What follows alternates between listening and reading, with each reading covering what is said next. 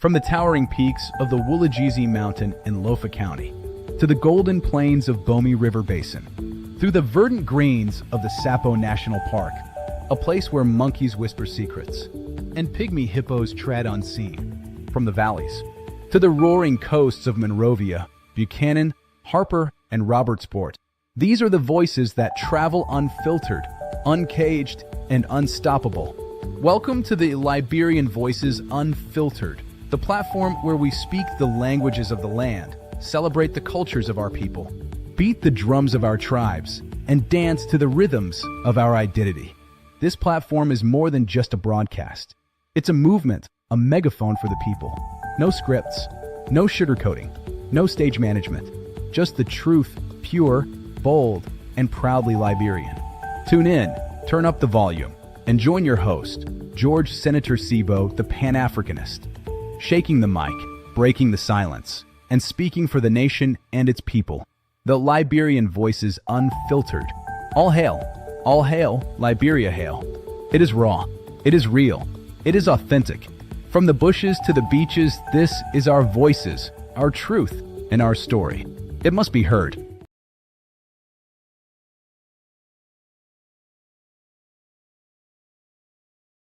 Yeah, you're tuned into the heartbeat of Mama Liberia, where truth meets the people and every voice is heard.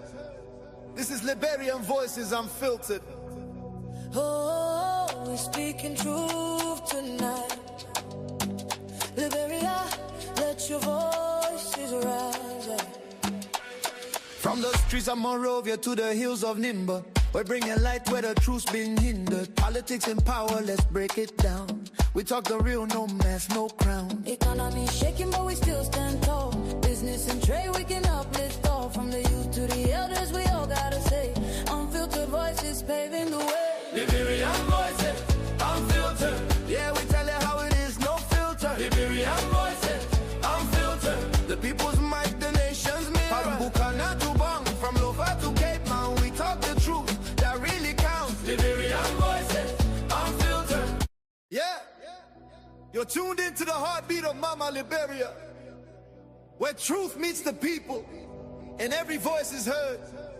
This is Liberian Voices Unfiltered. Oh, we're speaking truth tonight.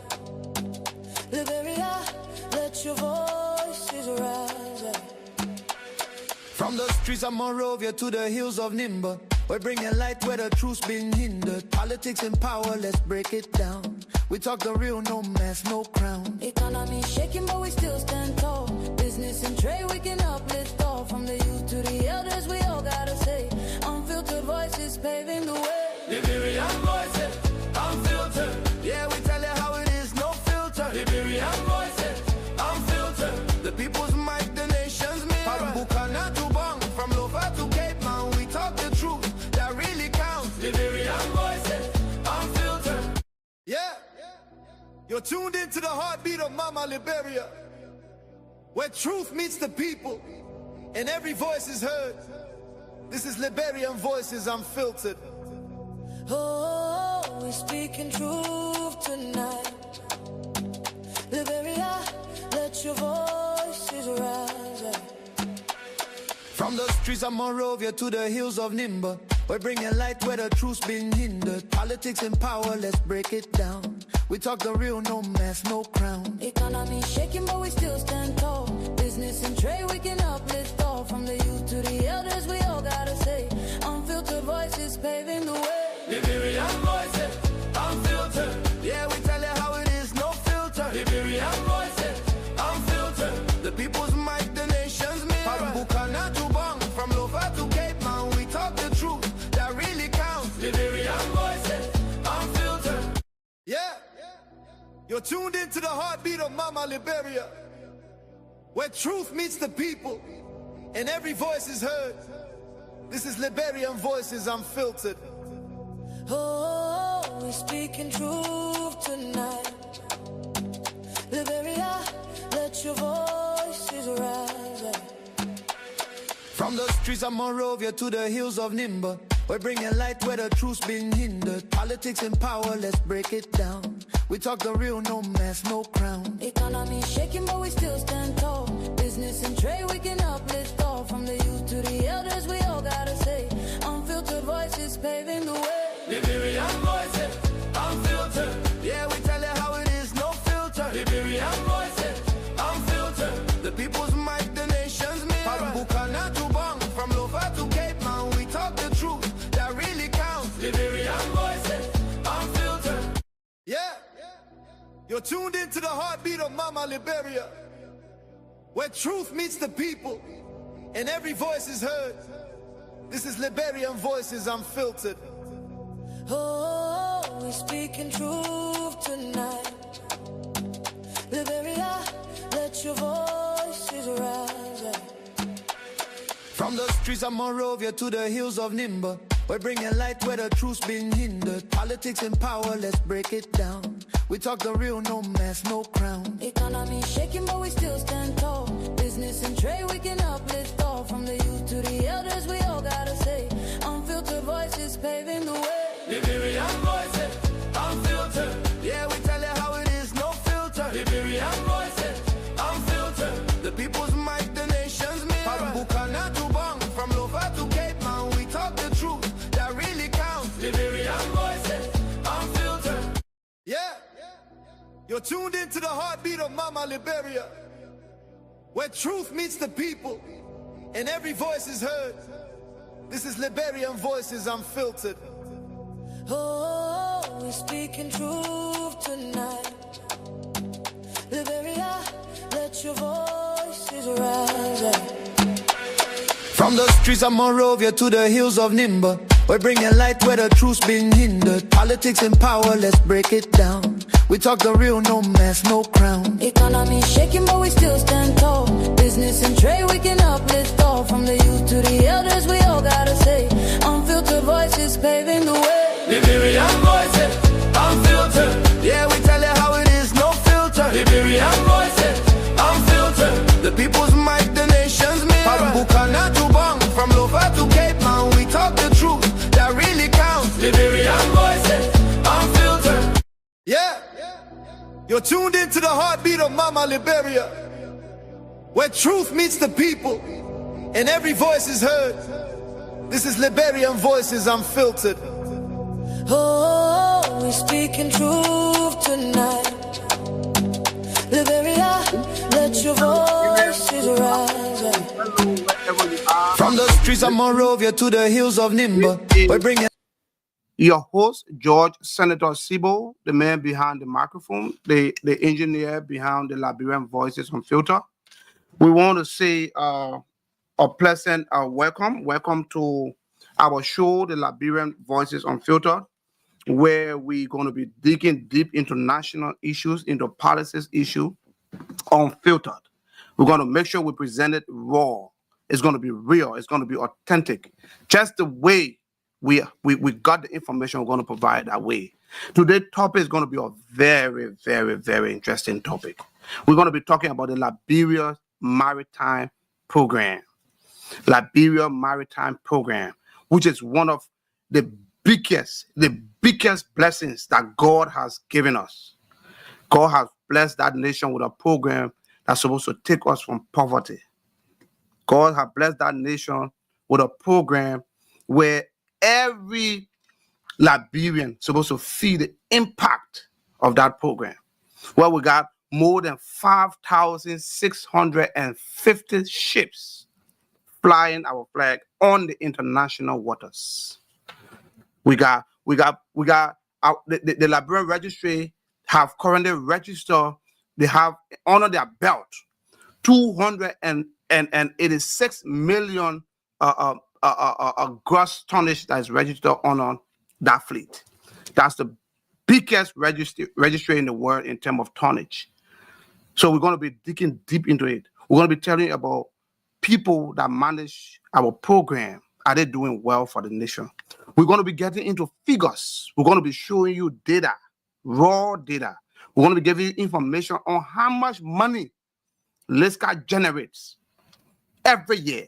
We're going to be telling you how much money. And we're going to also be telling you how many offices around the world these guys have.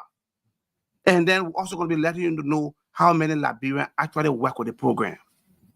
We're going to be giving you deep information, some of the information you cannot find it on the internet. Please share this live. Share this live, like our page, comment, and subscribe. This page came to stay. I told everyone, and I tell people every day, I have made it my duty as a young Liberian, a professional Liberian, to be able to provide Liberians with credible and accurate information in so many areas, in so many aspects of our daily living and our well-being. So I'm encouraging you. I'm encouraging everyone. Share this live. Comment. We're going to be reading your comment. We're going to be pinning it on the screen. Some of you that will provide comments, we're going to be pinning on the screen. And then, like I said, we're going to be talking much about a lot of good things tonight. So please, I beg you, join our live. Follow us. Listen to what we're talking about and encourage Liberians. Share the page on your screen. Share it with anyone, any Liberian that are interested, any Liberian that wants to know what has been going on with our program, any Liberian that wants to know the Liberian Maritime Program. Why is it that everything about the program is secret? Everything about the Liberian Maritime Program is secret. Nobody can provide you data. Nobody can give you anything. But tonight, I'm going to be spilling the beans. I'm going to be letting the Liberian people know how much money in terms of revenue that Liberian Maritime Program have been generating from the inception. How much money up to today, 2025, that now that we are the largest registry in the world in terms of tonnage, we're going to be talking about that. So join our show. Encourage people to follow. Share the show live. Share it on any group chat you are in, any social media group chat you are in. Share this program. Share this show. Tonight we're going to be talking a lot about it. So once more, I'm going to play our intro video, and then when we come back from that video, we're going to be jumping straight into business. Be getting straight into business. So please stay tuned as we all unfold our Liberian Maritime Program, what has been going on.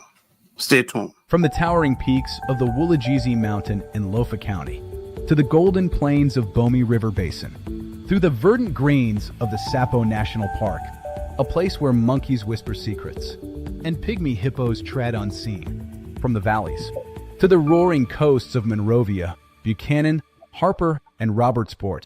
These are the voices that travel unfiltered, uncaged, and unstoppable. Welcome to the Liberian Voices Unfiltered, the platform where we speak the languages of the land, celebrate the cultures of our people, beat the drums of our tribes, and dance to the rhythms of our identity. This platform is more than just a broadcast. It's a movement, a megaphone for the people. No scripts, no sugarcoating, no stage management, just the truth, pure, bold, and proudly Liberian. Tune in, turn up the volume, and join your host, George Senator Sibo, the Pan-Africanist, shaking the mic, breaking the silence, and speaking for the nation and its people. The Liberian Voices Unfiltered. All hail, Liberia hail. It is raw, it is real, it is authentic. From the bushes to the beaches, this is our voices, our truth, and our story. It must be heard. Tuned into the heartbeat of Mama Liberia, where truth meets the people and every voice is heard. This is Liberian Voices Unfiltered. Oh, it's speaking truth tonight. Liberia, let your voices rise.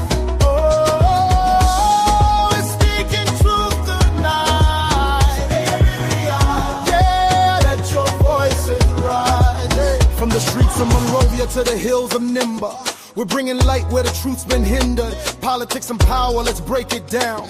We talk the real, no mask, no crown. Economy shaking, but we still stand tall. Business and trade, we can uplift all. From the youth to the elders, we all gotta say, unfiltered voices, paving the way. Liberian Voices, unfiltered. Yeah, we tell it how it is, no filter. Liberian Voices, unfiltered. The people's mic, the nation's mirror. From Buchanan to Bong, from Lofa to Cape Mountain.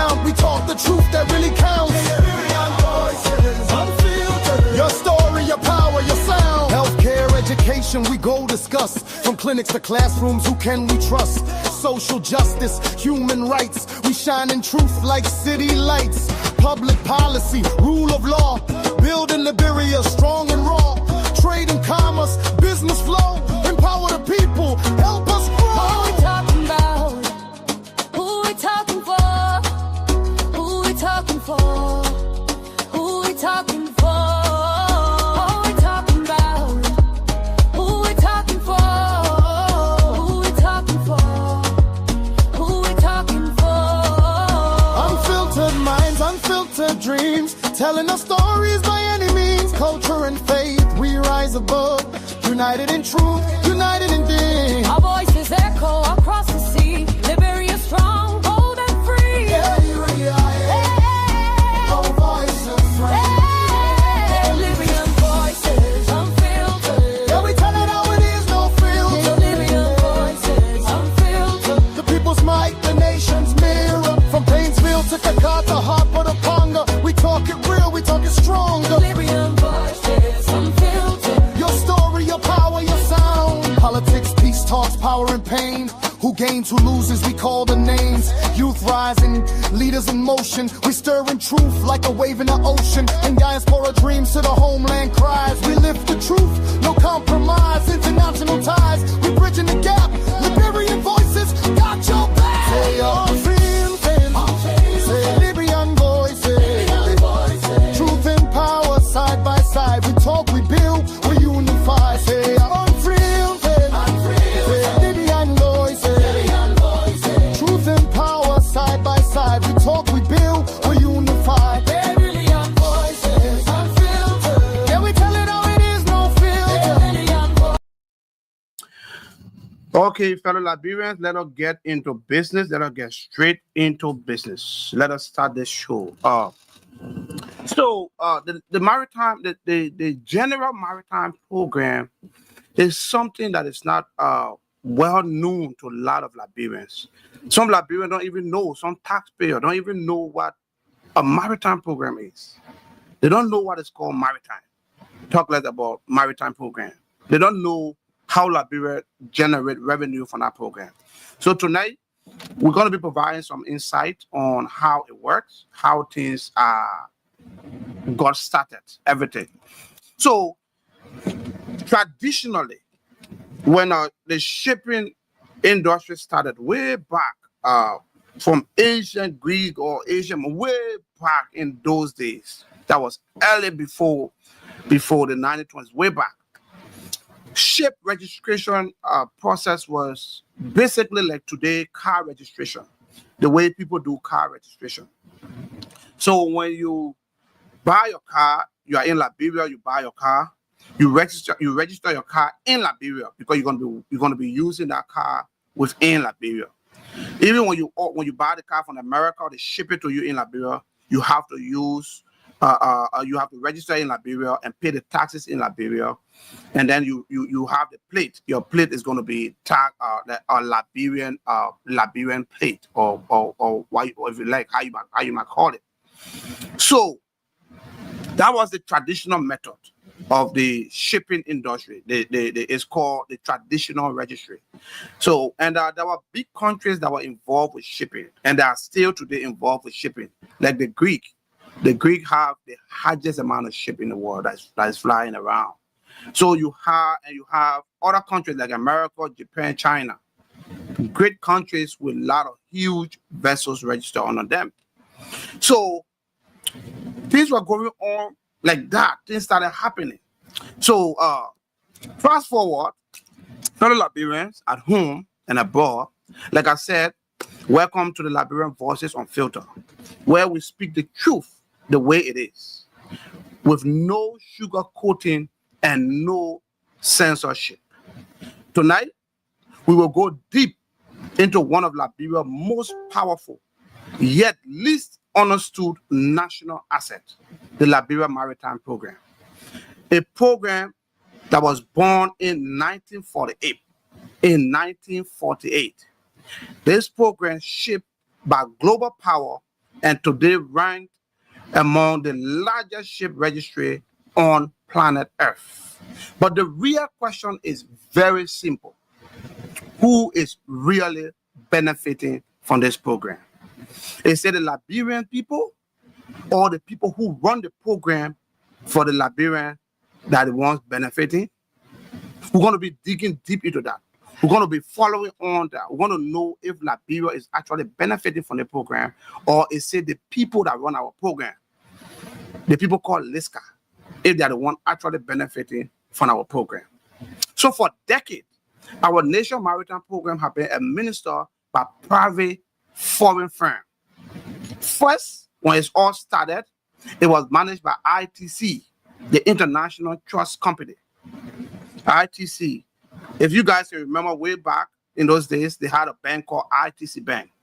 So that establishment of that bank was something from the Maritime Program, which are also part of something we call the corporate social responsibility that they were exercising. So when ITC working with Liberia running the program, the relationship with Liberia collapsed. And the relationship became sour and it collapsed on a dispute with ended with lawsuit and claims of mismanagement and conflict of interest. So Liberia and Liberia and ITC fell up because of mismanagement, conflict of interest, and lack of trust. Then came Liberia International Ship and Corporate Registry, which we call today LISCA. LISCA is an acronym meaning Liberia International Ship and Corporate Registry. It's a US-based operator that now control both Liberia Ship Registry and the Corporate Registry. So remember, we do two. We do Ship Registry and we do Corporate Registry. A lot of people don't know. LISCA does not only run a shipping program for us. They also run the Corporate Registry. There are a lot of companies around the world that are operating under Liberia censorship, under Liberia guidance. They are registered as Liberian company, working in Germany, working in Europe, working in America, but they are owned by Liberia. So big corporations use a country name for protection. So LISCA run that program for us. And all those companies are contributing. They are paying money to Liberia on an annual basis. And all those monies goes to LISCA. It goes to LISCA. So tonight, like I said, we'll be looking on if this money are coming back to Liberia or LISCA is controlling the money. So they control both Liberia Registry and the Corporate Registry on behalf of Liberia. So, and that fall under the LISCA program that has grown massively, but millions of dollars. The millions of dollar question is, has the benefit to Liberian grown with this? In as much as our program have grown so big, so large, we got 5,650 vessels flying our flag today. Have that program massively grown to that extent? And then under the Liberian registry, and the shipping registry, we also do something called Liberia Seafarer Registration, the seafarer documentation. We will get into that. I will tell you more about that. So this is exactly what we are going to be discussing tonight. We will also be talking about the revenue. Like I said, the revenue. How much money does Liberia actually make from the registry that serve hundreds of thousands of seafarers and tens of thousands of corporate entities? What are the annual report of the Liberia National Maritime Program in terms of revenue and expenditure not publicly presented to the Liberian people? And is Liberia, as the owner of the Maritime Program, really receiving a fair share of their own business? We will be delving into that. We'll be digging into that. So on today's program, we will also be talking about jobs. Are Liberian seafarers being employed in their own maritime program? We'll be talking about what about oversight responsibility. We will look at oversight responsibility. Is the Liberian Maritime Authority really in charge of the program? Are they in charge of the program? Is the commissioner of the Liberian Maritime Authority and his principal deputies? I'm talking about the Deputy Commissioner for Finance, the Deputy Commissioner for Maritime Safety and Domestic Vessel Registration, the Deputy Commissioner for Operations, and the Deputy Commissioner for International Vessel Registration, are they really playing their supervisory role? And are they exercising their oversight responsibility? We'll be looking at that. We'll be telling Liberian people if the people are really doing their jobs. We'll be telling them. And we'll also be asking this hard question: did President Joseph Norman Boakai appoint the right people for the job? That is our nation cake. If you hear the budget have gone to 1.2 billion, do you know how much of that money comes from LISCA? A big component. A big component. So we'll also be mentioning the fact that as of the late 2022, there have been over 374,000 seafarers worldwide that hold Liberia seafarer document. More than, listen to the numbers I'm telling you about. 374,000 seafarers that are currently holding Liberia seafarers document worldwide. And each of them pay money for those documents. Listen to the number. 374,000 seafarers hold Liberia seafarer document. And then we will be asking this question: of the 374,000 seafarers, how many Liberians themselves benefit from that system of the seafarer? How many? How many Liberians are working on the ships? And we'll also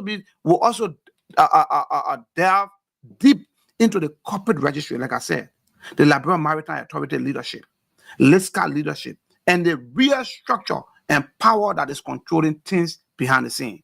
We'll be talking about that. So prepare yourself. This is not a conversation for the faint-hearted.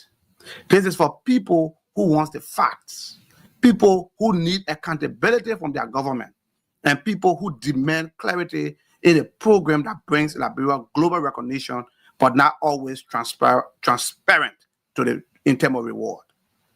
Stay tuned, call in, send in your comment, follow our page, like and subscribe on our Facebook page, Liberia Voices Unfiltered. That is the Facebook page.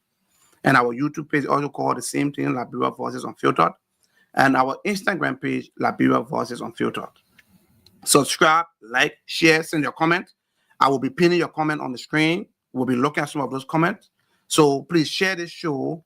Invite people on every social media platform that you are on today. Share the show. Because tonight, we will be on filtering the truth about Liberia Maritime Program.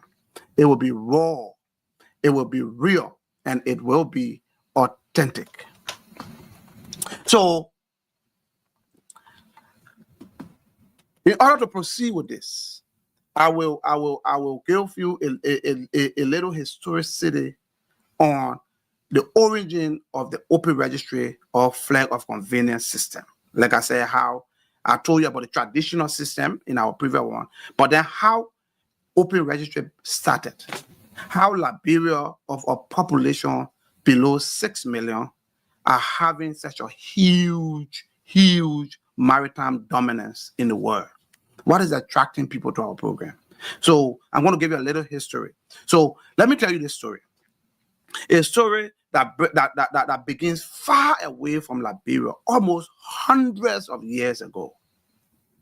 But this ends right at our doorstep as one of our biggest national treasures. So picture the world in the early 1920s.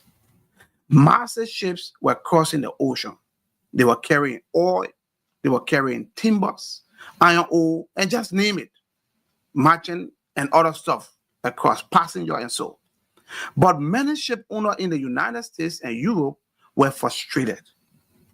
Their home country had heavy taxes and they had strict labor laws and expensive regulation that made shipping costly and complicated for them.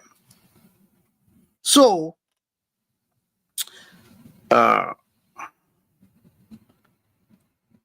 that made shipping complicated for them. So this ship owner begins looking for a way out. What can we do? This thing is burdensome. What can we do? So they've been looking for a way to be able to sail on the ocean freely, to be able to find out to be able to sail cheaply and with fewer restrictions to them. And that was when they discovered a small country in Central America called Panama. So the whole thing started with Panama. So Panama did not have any money. They never had a ship or even a huge port. But it has something extremely valuable, the flag that anyone could use. Panama had their registry were open for anyone to use. If you pay the fees, Panama allow you to register your ship under their flag. No matter where you come from, no matter where you live. It was so simple, it was cheap, and it was convenient for ship owners. And just like that, the idea of open registry started, or what people refer to today as the flag of convenience was born. Panama started the whole thing. So to fast forward things, before we get into some real numbers and figures, now in the 1940s, that is World War II had just ended that time. Global trade was growing again. People start moving from one place to another, start transporting goods and things. The ocean was booming with activities, and a powerful shipping company was searching for a reliable, stable, trustworthy place to register their vessel. People start looking around, finding other alternatives to Panama. At the same time, Liberia was rising up to international stage under President William V. Studman. The country was doing well. Liberia became recognized. The country was booming. People were going to Liberia for vacation from every part of Africa, all part of the world. So Liberia wanted to build a modern economy. And guess who stepped in? A group of American lawyers and business strategists. They had a bold idea. They said, Mr. President, why not create a worldwide class registry based in Liberia? So the idea was to be based in Liberia. Get this as I'm speaking, based in Liberia. Not America, not Europe, but in Liberia. But why is it we have in America today? So they wanted them to build a registry that can compete with Panama, but with a better service, with better reputation, and better stability. That is what they needed. Because Panama was having some issues going on here and there, so people are looking for alternatives. So they decided to move to Liberia and so on. So in 1948, Liberia officially launched an open registry program. That movement changed everything for Liberia. Suddenly, ships from all over the world, the Greek tankers, the American freight, the European carriers, the Asian shipping companies began flying the Liberian flag. Everybody began to register on Liberia. Not because they were Liberian ships, but because Liberia offer low fees, they offer faster registration, they offer fewer bureaucratic delays, and it was trusted and internationally respected flag around the world. So by the 1970s, the Liberian flag was everywhere. Anywhere, in almost every 3 or 4 ships of Liberian flag. From the Indian Ocean to the Gulf of Mexico, Liberia became so powerful in the maritime world that some people joke the second largest Liberian colony is the ocean. So people were joking about it, that the second largest Liberian colony is the ocean. The people say we own the ocean because we have our presence everywhere. So today, Liberia remains one of the top 2 largest registries on earth. We competed with Panama, we beat them. And today we are competing neck to neck with Panama for the number 1 spot. Sometimes we overtake them, sometimes they come back and overtake us. Sometimes we overtake them, sometimes they come back and overtake us. Today, we overtake them. We have the largest registry in terms of tonnage. And I will tell you about tonnage, how the tonnage is very important. So millions of jobs worldwide, billions of global trade, and thousands of companies depended on the very system that Liberia helped to perfect. But there is a part that matters most to us. Liberia did not enter this industry by accident. No, it was not by accident. We entered because we understood something powerful. You don't need a very big army or skyscraper to play a major role in the world affairs. Sometimes, no, you don't need that. You need a flag, and you need trust of the world for people to fly it. That was our driving motive, and that, my people, is how Liberia became a global giant, and how the story of the open registry started.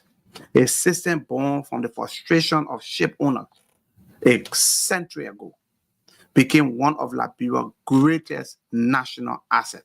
It is one of our greatest national asset. So Liberia, Panama, and Marshall Islands control almost 40% of world shipping tonnage. Some registries, especially in smaller developing nations, have been criticized for weak oversight. So people tend to follow Liberia and Marshall Islands were registered as the most reputable and compliant with international regulations and rules. And there are other many small islands that run a registry as a major source of income. Besides Liberia, other people are doing it. But the major registry now we have in the world, Liberia, Marshall Islands, Panama, the Bahamas, Malta, Cyprus, Singapore. And Singapore run a hybrid registry that is not fully, but widely used. Yes. And today, other registries like Antigua and Barbados, Belize, Bermuda, Bolivia, there are so many other well-known flag of convenience around the world, but they are not as big as the Liberian registry or Panama or the Marshall Islands. Yes. So tonight we are here to break down the Liberian registry story even further, going down to understand who is actually benefiting the lion's share of the Liberian Maritime Program. Who is losing bigly and why? Is Liberia losing, or is LISCA losing? And to provide possible recommendation on how we can make sure that the industry truly work for the Liberian people. So, based on these things I have said, I want us to take a look. And tonight I'm going to be sharing my screen because I'm going to be providing you data. I'm going to share my screen to you, and I'm going to be providing you raw data so you can see numbers, you can see figures, how they work out. You can see things. So, in today's market, Liberian register is a global employees of over 300 plus. LISCA has more than 300 employees worldwide in over 27 countries. They have offices, their presence is in more than 27 countries. And they have over 550 professional auditors and inspectors. Of all those numbers, of all those figures, how many Liberians work in there? How many Liberians work with their maritime program? They said that we don't have maritime professionals. We do. The last time I checked our database, the World Maritime University Alumni Association in Liberia, we have more than 35 to 40 maritime professionals that have master's degrees in the maritime sector from different schools, World Maritime University, Regional Maritime University, and other maritime universities around the world. But why is it all those people are sitting in Liberia and they are jobless when Liberia run a multi-million-dollar industry? When Liberia is running a program that can absorb even 40% of Liberian population into the program, and the program will not shake. Why is it? We are the number one in terms of gross tonnage. We are the number one in terms of container market. We are the number one in terms of tanker market.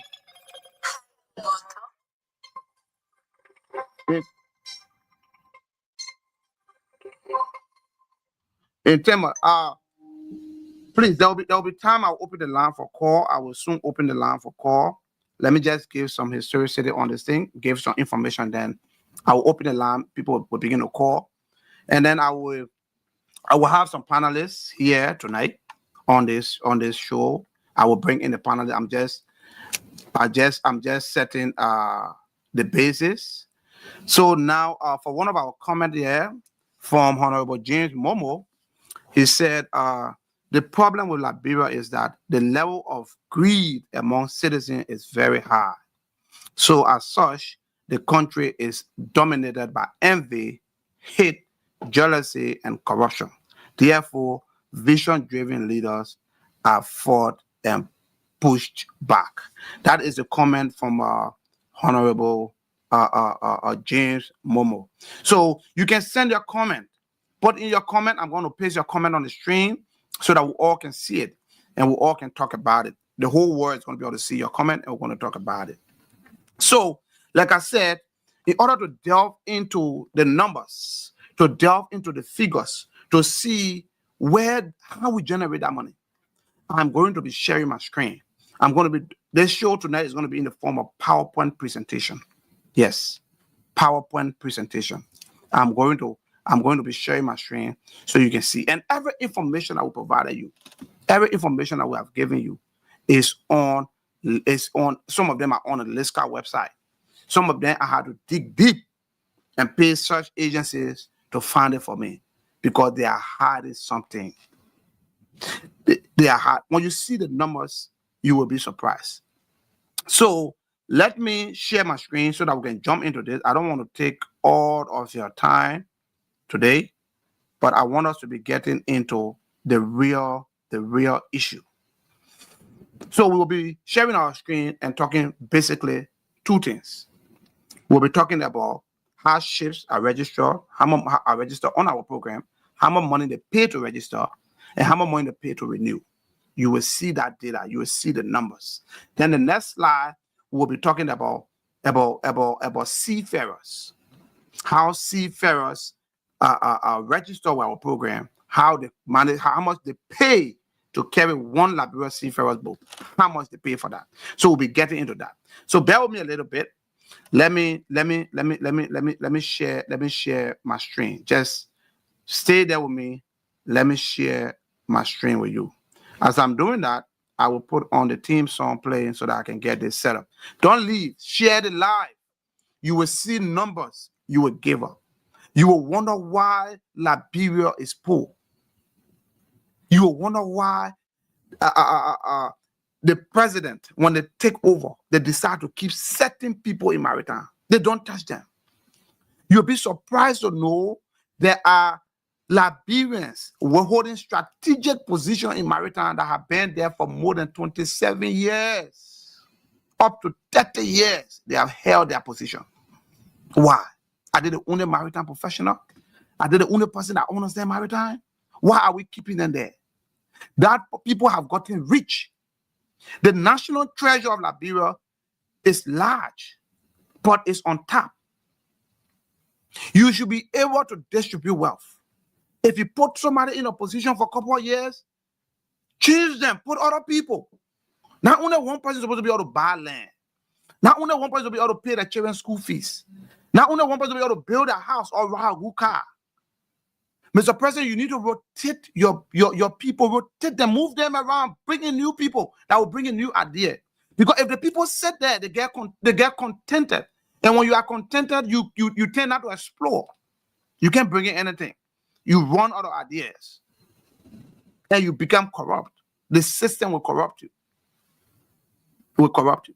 So let me play the song. As the song is playing, I will be preparing the slide. When the slide start, and then we can continue with that. The people's mic, the nation's mirror, from volcano to Vaughn, from Loafer to Cape Mount. We talk the truth that really counts. Meridian voices unfiltered. Your story, your power, your sound. Meridian voices unfiltered.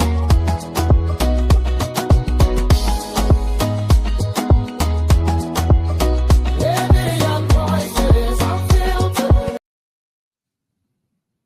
All right, so let me share my screen with you so we can get into these numbers.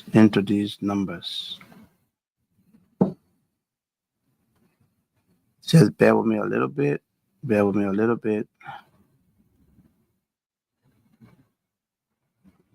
Just a little bit, we will be there very, very soon.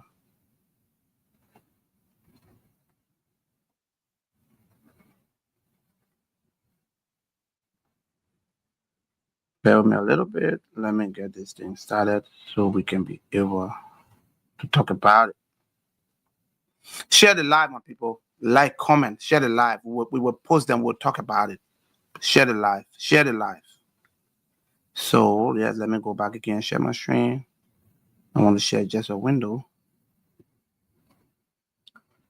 Okay.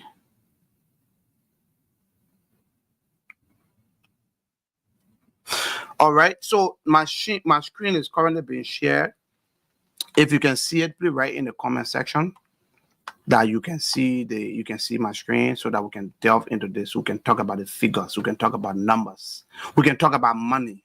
This is Liberian people money, people. Yes, Liberian people money. If you can see this, please comment. Let me know that you can see it so that we can continue. We can go on. I want to make sure that everyone is seeing this.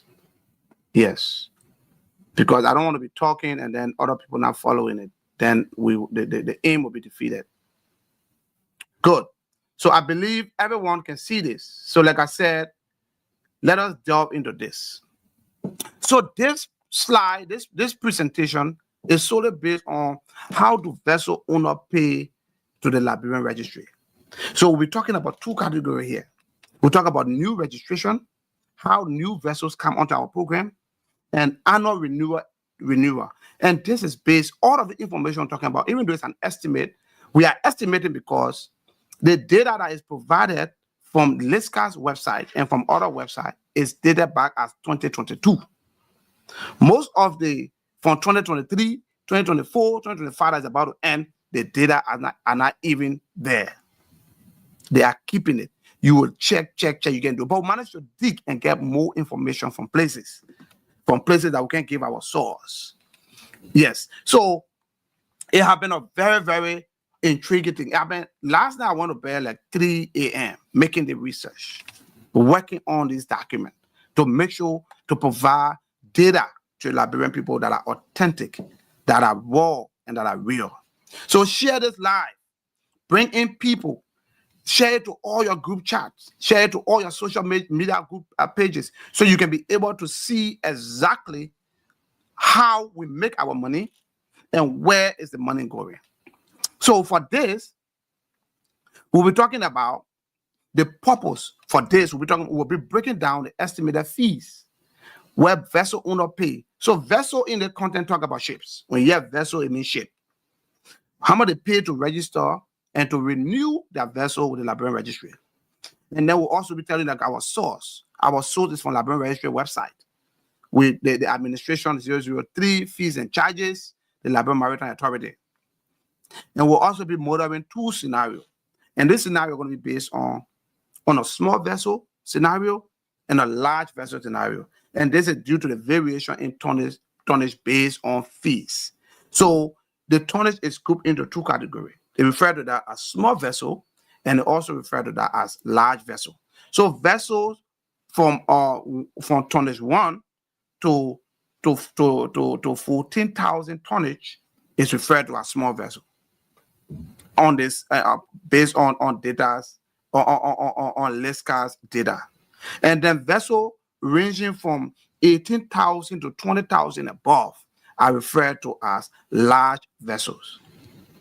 Yeah, they are large. They're referred to as a large vessel. So these numbers are all there. We're going to be going into them. We're going to be playing with these numbers so you can see what we're talking about. So let us first focus on Liberia's fleet size. Fleet means the total number of ships that are registered in your program. So the total fleet size that are in Liberia that we have today, we have 5,650 ships that fly our flag worldwide. Listen to the numbers. 5,650 ships. And the source for this is from LISCA. This is their public, it's from LISCA public material. This is the material they publish. Now the number they say they have there. And the scenario is going to be based on, we assume that at least 97% of those ships, of those 5,650 ships, renew their paperwork every year. Which of course, every ship renews. A ship is a car. Every year, you must renew something in your car. You must renew something. Sticker expires, you have to renew every year. So this data, 97% of our ships in our fleet renew their paperwork every year. And we assume that only 3% join our fleet. So you're talking about approximately, we have like 170 new registration every year, which of course is an estimate, like I said, that is based on 2022 data that they presented to the Maritime Labor Convention annual report, MLC 2022 annual report. That is the information that was provided by LISCA on these things. So my people, share the live. Like I said, share this live. We are going deep into this. We are going deep into these numbers. You will see these numbers. You will see things. We'll talk about numbers. Even you'll be surprised how much millions, hundreds of millions that LISCA is making, and where is the money actually going. Yes, you'll see this number. We'll talk about them. And then my next slide here, like I said, remember this number. We're talking about 5,650 ships that register on our fleet. And 97% of those ships renew annually. They do the annual renewal. And then 3% join our fleet. We're talking about maybe 170 ships join our fleet every year. So, and we'll also be talking about the fees that are included in this estimate. How much money? The annual tonnage fees, the maritime inspection and compliance fees, the MARITIME fees. I will tell you what MARITIME stands for. The certificate issuance fees, and the basic administrative fees. There are so many fees that are paid by a vessel. A ship owner pays so many fees before you get registered on a flag. And again, the source of this information is from Liberia Marine Notice Admin 3 Revision 1. That is from January 1, 2025. So this data we are providing you on the fees is for 2025. This is 2025 marine notice to all of our sailors. So that information is current and it is reliable. The sources are there. You can go online and check it. You will find the information there. So, like I said, we're going to be talking about new vessel registration, and we're going to also be talking about a renewal. So for new vessel registration, there are some fees that are paid. There are some fees that are paid annually. So those fees that are paid, you got statutory initial registration fees. You got registration administrative fees. Those are additional fees that you pay as a new vessel. You got publication and certificate fees, and you got special services fees. All those fees, you will pay them as a new vessel before you come in. I'm going to give you the numbers. It's not just so. I'm going to give you the numbers. So the next slide here, we are talking about the estimated annual renewal cost. To renew, now we're focusing on renew, not to bring in new vessel now. And remember, we are talking about 75% of our vessels renew every year. So based on this, like I said earlier, we will be focusing on two set of tonnages, 14,000 and below net registered tonnage is referred to as small vessel, and the fees are there. And then from 18,000 above, it referred to as big vessels, and the fees are there. And I will break those fees down so you can see them. My people, a lot of Liberians should be looking at this information. I don't understand why we're not sharing this live. A lot of Liberians need to see this. A lot of Liberians need to see this. Share the live, please. Share this live. A lot of Liberians need to see this information. If you are keeping the information, you are not doing justice to other Liberians. Share the information. So, if you have a vessel of 14,000 net registered tonnage and below, the rate of 42 cents, you pay 42 cents per tonnage. So every tonnage you pay is 42 cents per tonnage. So in order to get the tonnage fee, the total tonnage fee per vessel, you multiply 42 cents by the net registered tonnage, which is 14,000 net registered tonnage. It gives you $5,880. Every number we are talking about here is US dollars. US dollars. So if you have a vessel of 14,000 tonnage and below, you pay $5,880 plus or minus. That is just for your tonnage. Then you also pay the registration renewal fee. Remember, we're talking about vessels that are renewing. Registration renewal fee of $4,327. Then you also pay, because anyone that coming to renew, you got to check and see, they will inspect your vessel, make sure that you stay following the rules, they get everything correct in place. You pay the marine inspection fee of $2,000. You will pay statutory fee of $2,500. You pay publication fee, because when they renew, they got to publish it. That, oh yeah, the vessel got new. So you check it online, you can see it. You pay $100 for that. Certificates. Your total certificate you pay, you pay $300. And then the certificate reissuance, that some of them expire, you need the reissuance fee is $300. Like I said, ship it looking at car. Small money you'll be paying all day. And then you got a service fee. All the small fee they put together, they gave it to you, pay $175 for service fee.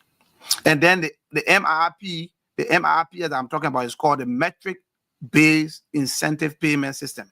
So it's a system that was developed that do all of the metric calculation and the metric tabulation. But you got to pay the fees to keep that system going. So every vessel that using that system has to pay the fee. So they pay the fee of $1,571. So in short, one renewal of a vessel of 14,000 net registered tonnage vessel pay approximately $17,152 just to renew a vessel. Keep that number in mind, $17,152 plus or minus to renew that vessel. So now we come back up to vessel of 20,000 net registered tonnage and above. So the bigger your vessel, the smaller your fees for your net registered tonnage. So you're paying approximately, let's say 0.1, let's say 0.11, let's say you pay like 1 cent or 1 cent and a half per tonnage for a 20,000 net registered tonnage vessel and above. That's why you pay per tonnage. So let's assume that a vessel that is registering is 20,000, has 20,000 net registered ton. So when you multiply this 0.113 by 20,000 metric ton, it means the vessel is paying $2,260 for just tonnage fee. And then they come back to something called the pre-vessel fee. They pay $11,175. There is statutory fee. They pay $2,500.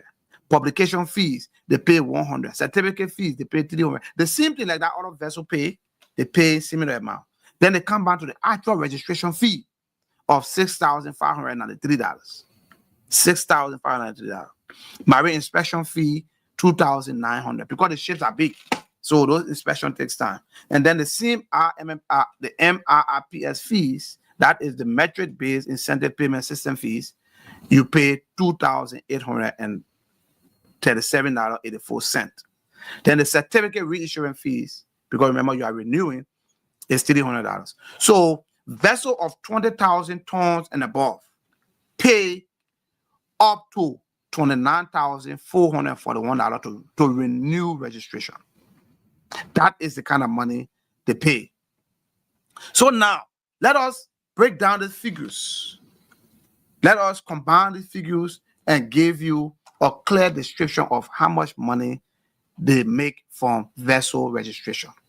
And this data, like I said, is based on 2022 report. It's not 2025. 2022 report is based on 2022 report. So 2023, not there. 2024, not there. 2025, not there. It's 2022. Because 2025 report, 2023, 2024, they had those reports. You can't even find it. And I want to believe that those reports are not really made available to the public because they were talking about renewing their contract with Liberia. And I know for sure they thought, you know what the white man would think, the black man would think like that. They thought that Liberia would dig deep to follow all those things or conduct a forensic audit before signing the document. But unfortunately, we did not. Once you give our legislators small fees, signature fees, they are running to sign it like yesterday for you. So they don't conduct audit, they don't do nothing. They don't even know what is going on with the program. So this is the combined total revenue for vessels. So in our estimate, based on data on LISCA's data, we got 5,650 vessels currently flying our flag. So we have the renewal revenue for 14,000 net registered tonnage vessels and below, which constitute 97% of our total fleet. So so it's 97% of 5,650 is 5,480. So you got 5,480 ships that renew registration every year. So if you multiply 5,480, if you multiply 5,480 ships by the total metric ton, by the total fees they pay. Remember, I told you the fees for this. So they pay, if you multiply this by $20,228 for the total fees that they pay, you're talking about $71,119,169 that you get from vessels of 14,000 and below. So as we took the list, we just took the list. We're talking about $71,119,164. So when you come to renewal for vessel of 20,000 and above, remember we said we took the list of 170 ships, which is 3%. That's why we took 3%. So you're talking about 29,441 multiplied by 170 ships. It gives you 26,305,315. That is what they get. So when you combine the renewal fee, you combine the renewal fee for the vessel, the renewal for new vessel, when you combine those fees, the renewal revenue for the vessel 71 million, and then the new vessel registration of 20,000 gross tonnage, you're talking about 26 million. If you add those two numbers together, you're talking about 97,424,448. So based on the calculation, that is just what they get from renewal of 14,000 net registered tonnage vessel, and that of 20,000 net registered vessel of 3% of our total fleet to just join the fleet. We're talking about 97,424,448. we're talking about almost 100 million just from vessel registration. Just from vessel registration. And like I will publish, so these are our sources where we got this information from. It's come from LISCA themselves. Yes, LISCA themselves publish this information to us. They themselves publish it. Yes. And then I will stop sharing. I will talk about this a little bit before I get into the next slide. So you look at the numbers. That is what they get from, that was 2022, just from ship registration. Almost 100 million, just from ship registration. So now, I'm going to share my screen again and get into seafarers' documentation process. Stay tuned. From there, we'll come back and tell you what has been going on behind the scene. Share this live. Invite people to follow.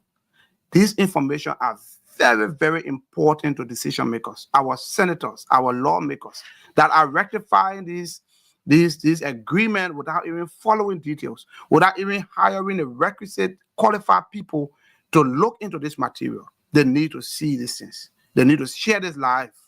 Comment, post this live in all of your group chat, everywhere.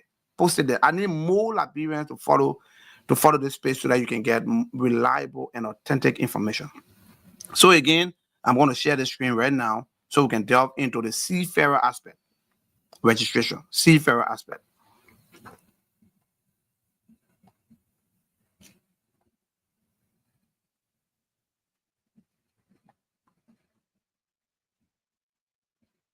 Okay, good. So if you can see this page, please again, give your comment down there and see, so that we can see, we can make sure that you are actually seeing what we are posting up. So you can see what we are posting up here. We want this section to be very, very interactive. Yes. We want this section to be interactive. Please share it so that we can delve into it. So now our second slide is on understanding the cost of becoming a fully certified seafarer under the Liberian registry. How much you pay to become a fully registered seafarer under the Liberian registry. And then for our introduction, we will tell you how much does it cost to become a fully documented seafarer on the Liberian registry. We'll also give you the breakdown, including training, medical, Liberian documentation, and renewal fees. All of these numbers are going to show you, and it's going to trigger you. It's going to trigger you. It is astronomical, I promise you. So, in order to work under the Liberian flag, like any other flag, there are basic, mandatory basic training. Like any institution you want to work with, there are trainings that you must undergo. And Liberia Maritime Program is conducting this training. So you can pay the money to them and they will conduct the training for you. They are doing that. So we got under this model, we have the basic, mandatory basic training. That is, it falls under STCW, the Standard Training and Certification and Watchkeeping for STCW. So they pay the basic safety training fee between $350 to $550. The reason why we put between is because it's different in terms of there are regular seafarers and there are officers. So the training is a little bit different. So somebody pay more, the other person pay less. And like in the military, we have the enlisted men and we have officers. So the gap is different. But what we did was that we took, at the end of the day, we also balanced the total between the least and the small. So when you pay all of these fees, the total that you will pay just for mandatory basic training is, for seafarer, it ranges between $830 to $125. That is just for basic training. The next one, medical certification course. Remember that you pay these things to Liberia and then they'll tell you where to go and do it. So they work in line with all those agencies, all the medical area and things. They give a percentage and keep some of it to themselves. So you talk about medical examination. So medical examination run, you pay between $100 to $200 depending on where you're doing it and how you're doing it. Drug and alcohol, you will pay between $50 to $100 to same thing based on what you're doing it. And then vaccination, you got to make all your vaccination got to be right. COVID, polio, all those things you got to have it. So it range between $50 to $150. So you're talking about paying in total $200 to $450 just for medical certification.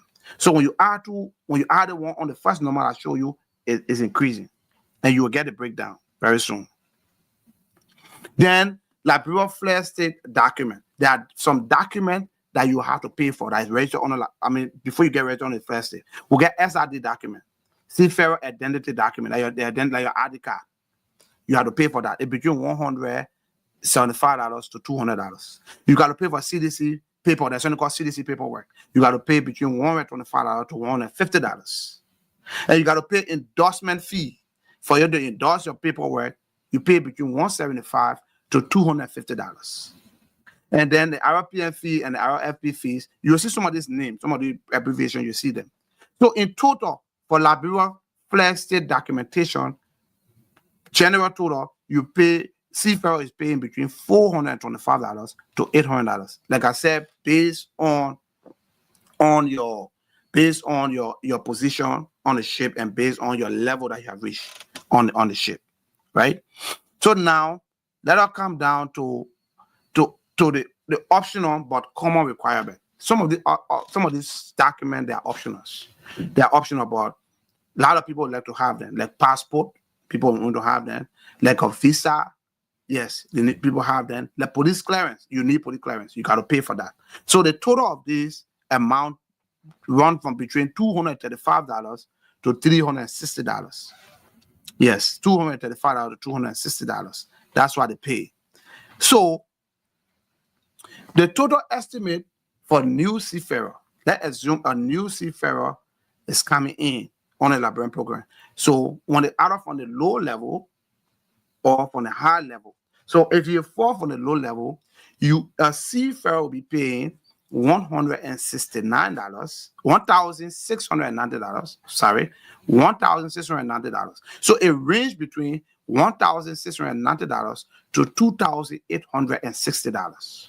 That is what a new seafarer will be paying. So if we take the average of that, you're talking about approximately 2,000 something that a seafarer will pay across the board in order to get a new seafarer, in order to obtain Liberia seafarer lesson documentation for the first time. Then we come down to renew expired document. People that are already seafarer, but they want to renew the document. The document expires. Some of the document run up to 5 years based on what the regulation says. So they got to renew. You got to renew it when you expire. Like a driver lesson expire, you got to renew it. So seafarer identity document, like the renewal, you pay $175 to $200. And remember, like I said, 97% of our vessel, our people are renewing. They are renewing because as the person who is expiring, the other person acquiring a new one, the other person is like that. So it's continuous process. They make money on a daily basis because I obtain my documentation today, and then John Brown on the document expire today. So John Brown is paying today. So it's a complete money making thing. So continual discharge certificate renewal, you pay between $125 to $150. Endorsement renewal, $175 to $250. Rating certificates, ratings are the people that are not officers on board the ship. So they pay between $100 to $150. So when you look at renewal of expired Liberian seafarer document, you're talking between just for this one, you pay between $575 to $750. That's why a seafarer pay in between there, right? And then that for the document, the Liberian seafarer document, renewal of medical training, medicals and training. You need to, when your medical is expired, you got to renew it too. So you're talking about for the medical renewal, you're talking about between $100 to $200 for medical exams. Drug tests, $50 to $100. Your STCW refresher courses between $250 to $350. Because some courses when you expire, you got to do refresher before they can allow you to renew it based on the regulation. And there's something called proficiency in survival craft refresher. That's another training that you got to do. So you pay in between $150 to $250. And then you can do security refresher. Now there are piracy, there are sea robbery. So there's security refresher thing have come. People got to do security training too. So there's a course for that seafarers can participate, but you have to pay between $100 to $150. There is nothing free in the maritime sector. Nothing free. Everything is paid for. Everything is being paid for within the maritime sector. So you can't say, oh, Liberian registration, they're doing it free for the people that are. Everything here is being paid for.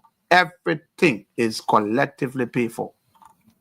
Collectively paid for. Share the live. I mean, invite people. Comment, share. We need it. We need this information so that we can know what is going on. Comment. We won't be able to read your comment. We won't be able to talk about your comment. What are you saying about this? We will pin your comment on the stream. We will be discussing it and knowing exactly how things are going on. So for medical renewal, like I said, you'll be paying between $650 to $1,050. If you take the average, then you will know what we're talking about. So the total revenue, the total renewal cost from all those promoting that I mentioned, the total renewal cost for seafarer that are already that are already carrying our flag, our seafarer document, but the document has expired. They want to renew it. So if they're working for the low end, you'll be paying between $1,225 to $1,800. So that's the range you pay. From the least you pay is $1,225. And then the highest you pay is $1,800. As of 2020, this document is for 2025. These are new publications that they just published January 1st, 2025. So this information is reliable. Go to their website, you will see it. You will see it. This information are clearly there, and you're going to see it. So based off of this, like the key takeaway, you see them. And then let me go just right back to show you let me show you the summary of all of these. I will show you the summary in just a minute. You will see how these numbers have been playing out. You will see that, how all these numbers have been playing out very soon. Just bear with me as I share the screen once more. So let me share the screen once more, and we can talk about this last slide. We're not going to delve into the corporate one because this is even sufficient evidence already. So the summary for seafarer, Liberian seafarer, the document total. So like I said, look at this breakdown. We have from the data that was provided by that LISCA provided to the Maritime Labor Convention 2022. These are the information that they provided. They provided this information to the Maritime Labor Convention annual report, because every year those reports are being published. So when those reports are published, if people can see them, you can have those information. So look at this data here. We got 374,591 seafarers that carry our seafarer document. Our seafarer document. And those include both officers and regular seafarers. Officers like the captain, the assistant captain, the chief engineer, all the people they are referred to as officers. And then we from our calculation, we took into consideration 90% of our fleet will be renewing their paperwork. You getting me? So when you look at it, maybe not every year, but every 5 years, 90% will renew. And then 10% will be joining. 10% will be joining. So if you take 90% of 374,591, 90% of that is 337,131. So you have 337,131 seafarers renewing a document between 1 to 5 years. And then you also have 10%, which is 37,460 seafarers that are joining the fleet every year. Keep those numbers in mind. We will break it down.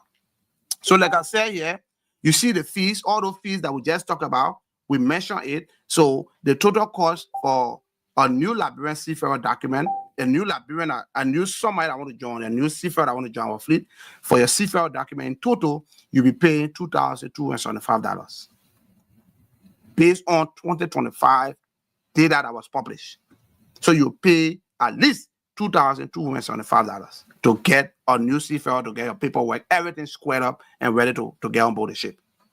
And then for renewal for seafarer document, like those that are already there want to renew, and plus other small fees you pay, you'll be talking about $6,062. Like $6,662. Sorry, $662. That's what you'll be talking. That is at least between $600 to $1,500. That's what you'll be paying to renew. Then when you come down to renewals, like the seafarer certificate and other stuff, you're talking roughly about you'll be talking about $625 too. That's why you're going to pay for renewal. So when you look at the cost summary per category, so we're talking about people that want to renew, it ranges between $1,225 to $1,800, which of course we took the average, and the average will be $1,512. So you have people pay $1,512 on the average to renew the document. And then new applicant on the average, you will find people paying $2,275 on the average to renew the document. Keep those numbers in mind.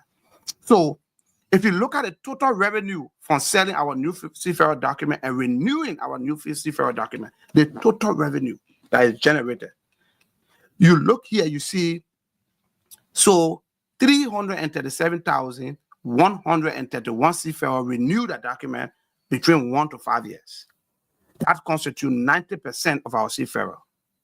90% of our seafarers. So if you take that number, if you multiply the 337,131 by the total cost, that we'll talk about the estimated cost of $1,225, you're talking about $412,985,475 just for seafarer to renew that document. All of our seafarers to renew the document from 1 year, from year 1 to year 5. $412,985,475. $412,985,475. That is what LISCA generates from renewal of document.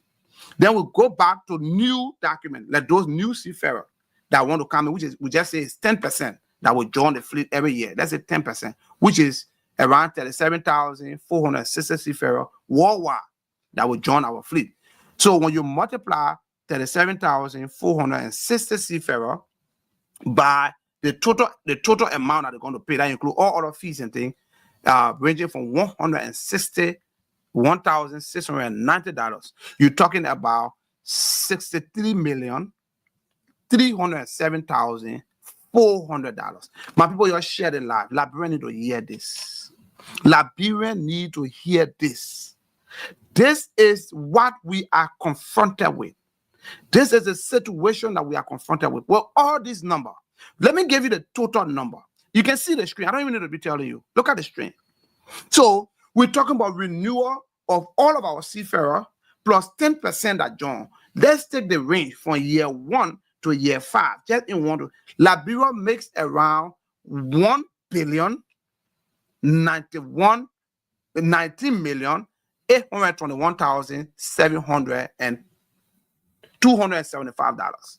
This is the amount of money that we receive from seafarer documentation and renewal from year 1 to year 5. Between there, $1,019,821,275. So when you add this money to the previous money that I show you of $97 million, which is almost $100 million for ship registration. This is only for seafarer. This is only for seafarer documentation and registration. Both new seafarers and renewal of documentation. It's in $1 billion per 1 to 5 years. Then go back to the ship registration I showed you earlier. So the ship registration is 97 million. Let's say almost 100 million. So if you add that to this amount, Liberia Revenue Authority just from ship registration and a seafarer documentation, they are generating over 1.1 billion between year 1 to year 5. That is just for ship registration and seafarer documentation. Let us not even delve into the corporate registry, because the corporate registry pay more. The corporate registry pay more. So, if I said, let me stop sharing this screen and delve into this thing and begin to talk about it.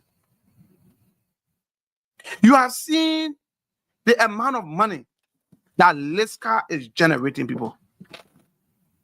There's the kind of money that LISCA makes.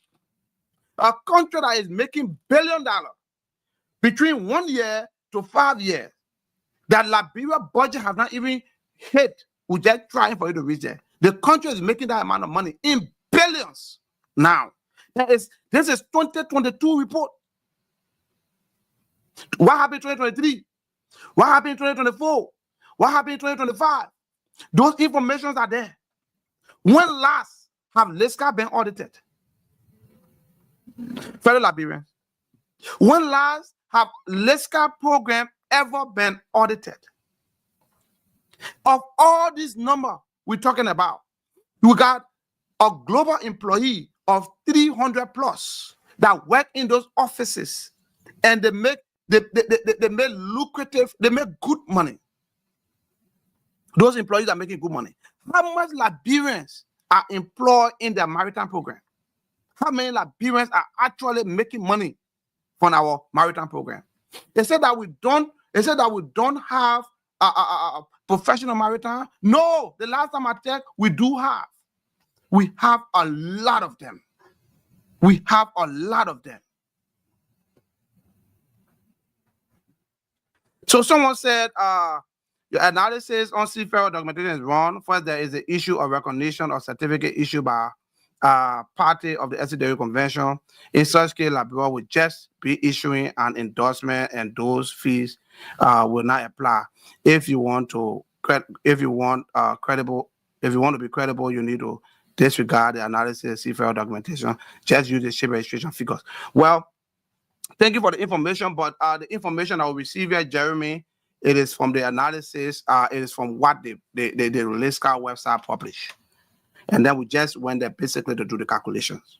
That's all we did. We changed no figure. We just added stuff there. Yes. So, and then again, Jeremy is one of our great contributors tonight. He said MRPS stands for Maritime Investigation and International Participation. That is why yeah, Jeremy, I mentioned that earlier. Thank you for providing that information. We appreciate. Yeah, thank you so much. And then James Momo said, we have all these excellent people, but since we are corrupt, we are not recognized, or we get rejected when we stand on the grounds against corruption. That is James Momo. Please send in your comment. We will post your comment, be it good or bad. We will post your comment. We don't sugarcoat anything here. We don't hide anything. So, but based off of what we are talking about, the number is astronomical. The number is huge. Even if we are paying only endorsement fees and other fees, that number is within 1 to 5 years, we're talking about $1 billion. LISCA is $1 billion industry. It's running up $1 billion. They play in $1 billion. How much of those money Liberians are actually benefiting from? How much of the money that Liberia is receiving? Well, have the government ever for once told you on the list on Liberia Maritime Authority website? Have they ever for once show you, oh, this is what LISCA remitted for this budget? Have you seen it? No. The answer is no. You not the figure is that it's talk about mutedly. Nobody wants to delve into that sector. There are other professional colleagues of mine, and I'm going to try to bring some of them on. I'll send the link. I'll send the link to some of my colleagues. Yeah, to some of my colleagues so that they can join. I don't know if they have received it. I'll send the link. Let me share it again with some of my colleagues who come in, and they can give their analysis. They can give their comment. They can talk about it and see what they all talk about Liberia Maritime Authority. So I'm sharing this link with some of my colleagues. If you can join. If you can't join, I understand. And I will tell you this for free. I've contacted. There are more people that have graduated from the World Maritime University that have gone to regionals and other maritime institutions that are Liberians. A couple of them work with Liberia Maritime Authority. I contacted one or two to join the show, but I understand why they could not come. Now that they don't have the knowledge, now that they can come and share it, but people have to protect their jobs. People have to protect their jobs. They come here to talk about things. The next thing they will begin to wish on them, they'll begin to fire them. You know how elect in Liberia. We know how elect. Freedom of speech has been thrown under the bus. Nobody can speak their mind. Nobody can talk the truth because you'll be wish hunted, you will be pursued, and they will end up terminating you for no reason. You will run after it, go to court here and there. It will end in dialogue. So my colleagues that could not turn up for this show, I understand. Just follow the live, share it, and if you have some information that you can provide, say it. But on the note, Liberia is making millions, billions of dollars on our program. We are making lot of money from our Liberia Maritime program. But look how many Liberians we have employed. Not more than 6 to 7 Liberians that are employed in the Liberia Maritime program. And the reason is very simple. If LISCA begin to employ Liberians into their program, Liberia will begin to understand the workings of LISCA. And Liberia will begin to see those figures, those numbers, and then it will blow alarm. They don't want that. But what are our lawmakers? Mr. President, what are you doing to make LISCA to incorporate Liberians? We have professional maritime Liberians all over the world. In Liberia, by the West, there are many. They don't even get jobs. They are jobless. But we run a billion-dollar industry. We run an industry that is run by a Jewish firm, an American Jewish firm called LISCA. Those guys are getting completely rich out of Liberia, while Liberians continue to wallow in poverty and hardship. We need to, our seafarer, we understand that according to the agreement on open registry, the vessels owner can choose who they want to hire on their ship. They don't have to hire Liberians. But there are things that Liberians can do to encourage vessels owner to hire them on their ship. For example, the Liberia Maritime Training Institute, they are putting up 50, 25 graduates, 2500. You need to put up more graduates. We stand at an advantage. Liberia is an English-speaking country. We speak English, and the global maritime language is English. So we can speak English, we can write English. So we are really well suited to work on board most of the vessels, not even Liberian vessels, but other vessels. So why is it that our seafarers that are trained, that are meeting training requirements, international standard training requirements, are not being incorporated into the Liberia Maritime program? Is the government negotiating with ship owners? Is the government telling people, are they advertising our maritime program? Our maritime program is sufficient to absorb more than 1 million Liberians on board their vessels. We can turn our country into something called cruise state. So because we have port state, countries that have port, we have flag state, countries that have vessel, we have coastal state, countries that have coast along the place, and then the new variable is called cruise state. There are countries that don't have ocean, they don't have ship, they don't have coast, but they got crew. The trained crew, the maritime program is robust. So the trained people Let me take the calls. Hello? Yes. Yeah, I'll call you back. I'll call you back. I'm sorry about that. People trying to call the show. I send the link and they just need to follow the link and join the show. They need to call the link and join the show. So, looking at the maritime program, you got all these opportunities. 27 offices worldwide. Some of the offices got 4 or 5 people that work there. If you send Liberian, how we call it? The World Maritime University gives scholarship. Liberians go to school every year and graduate from that program. Regional Maritime University, they go to school and graduate from the program. They got master's degree, they got bachelor degree in maritime affairs, specializing in different sectors of maritime. The system cannot absorb them because the government have never held LISCA feet to the fire. The government have never made LISCA to include in the contract Liberian participation. In the first place, before we even move forward, why is LISCA still running our program after all these years? Why are we still trusting LISCA to run our program? Why? Why are foreigners running our program when we got 100? We got more than 50 to 100 maritime trained professionals in Liberia and around the world that can run our program. According to the sharing formula that I saw online, they say 30 to 40, 30 to 70%. Liberia receive 30 to 40%. That says 40% or 35%. And then LISCA receives 60% of our own money. Of our own money. LISCA is receiving more money for our program than Liberia is receiving. And we even know that some of those information, those data that is provided, is not correct. Some of the information are wrong. They're not going to give you the right information. When are we going to sanction audit? When are we going to audit LISCA? For them, we audit them for the last 10 to 15 years. There are forensic audit institutions in America or around the world that are specialized in that. I can assure you, Mr. President, I can promise you, if you sanction an audit into LISCA, LISCA will be owing Liberia billions of dollars in false revenue declaration. They will be owing Liberia billions of dollars. With that, we don't even need to go and borrow money from banks to buy yellow machine. We don't need to go borrow money from anywhere for our road project. No, Mr. President, we can generate that money. LISCA, put them to the fire. Hire the right people.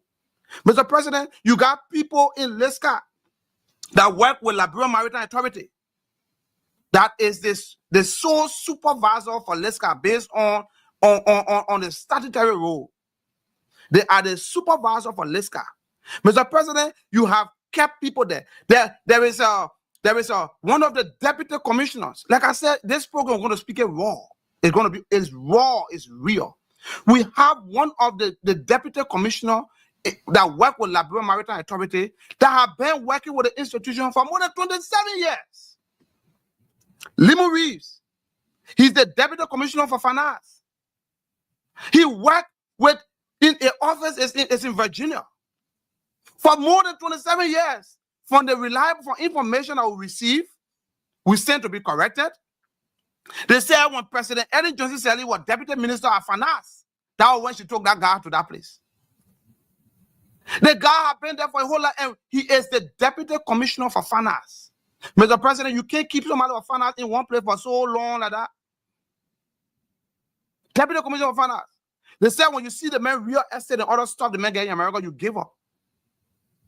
For how many years? Is he the only maritime professional? Is he the only man that went to maritime school that understands maritime? Mr. President, we expected that when you took over, you are going to revive that whole institution because that is the institution that the person is supposed to be depending on. That's where we make our money. But Mr. President, to my surprise, you retain everyone. You just changed the deputy for domestic registration and maritime safety. That office in Liberia. The Deputy Commissioner in Liberia, what is significant of that? The real money is not made in Liberia. The money is made in America. But you retain everyone that is working in America. You retain all of them. The Deputy Commissioner for Finance, you retain him. The Deputy Commissioner for international for operations, you retain her. Asumana. The Deputy Commissioner for International Vessel Registration, you retain them, Mr. President. Why? Why? Are they the only professional maritime people? For how many years these people have been there? Are they the only people that's supposed to buy a house? Are they the only people that's supposed to buy land?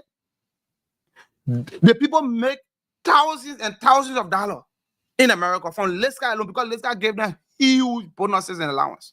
So they cannot report the actual figures. If LISCA is dealing with hundreds and hundreds of millions, up to $1 billion, you think how much they're going to bribe you for you not to report the figures? Mr. President, those people are wallowing in the corridors of millions.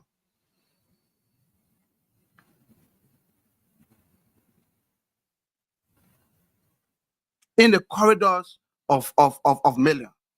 And I got another comment here from Jeremy Thomas again.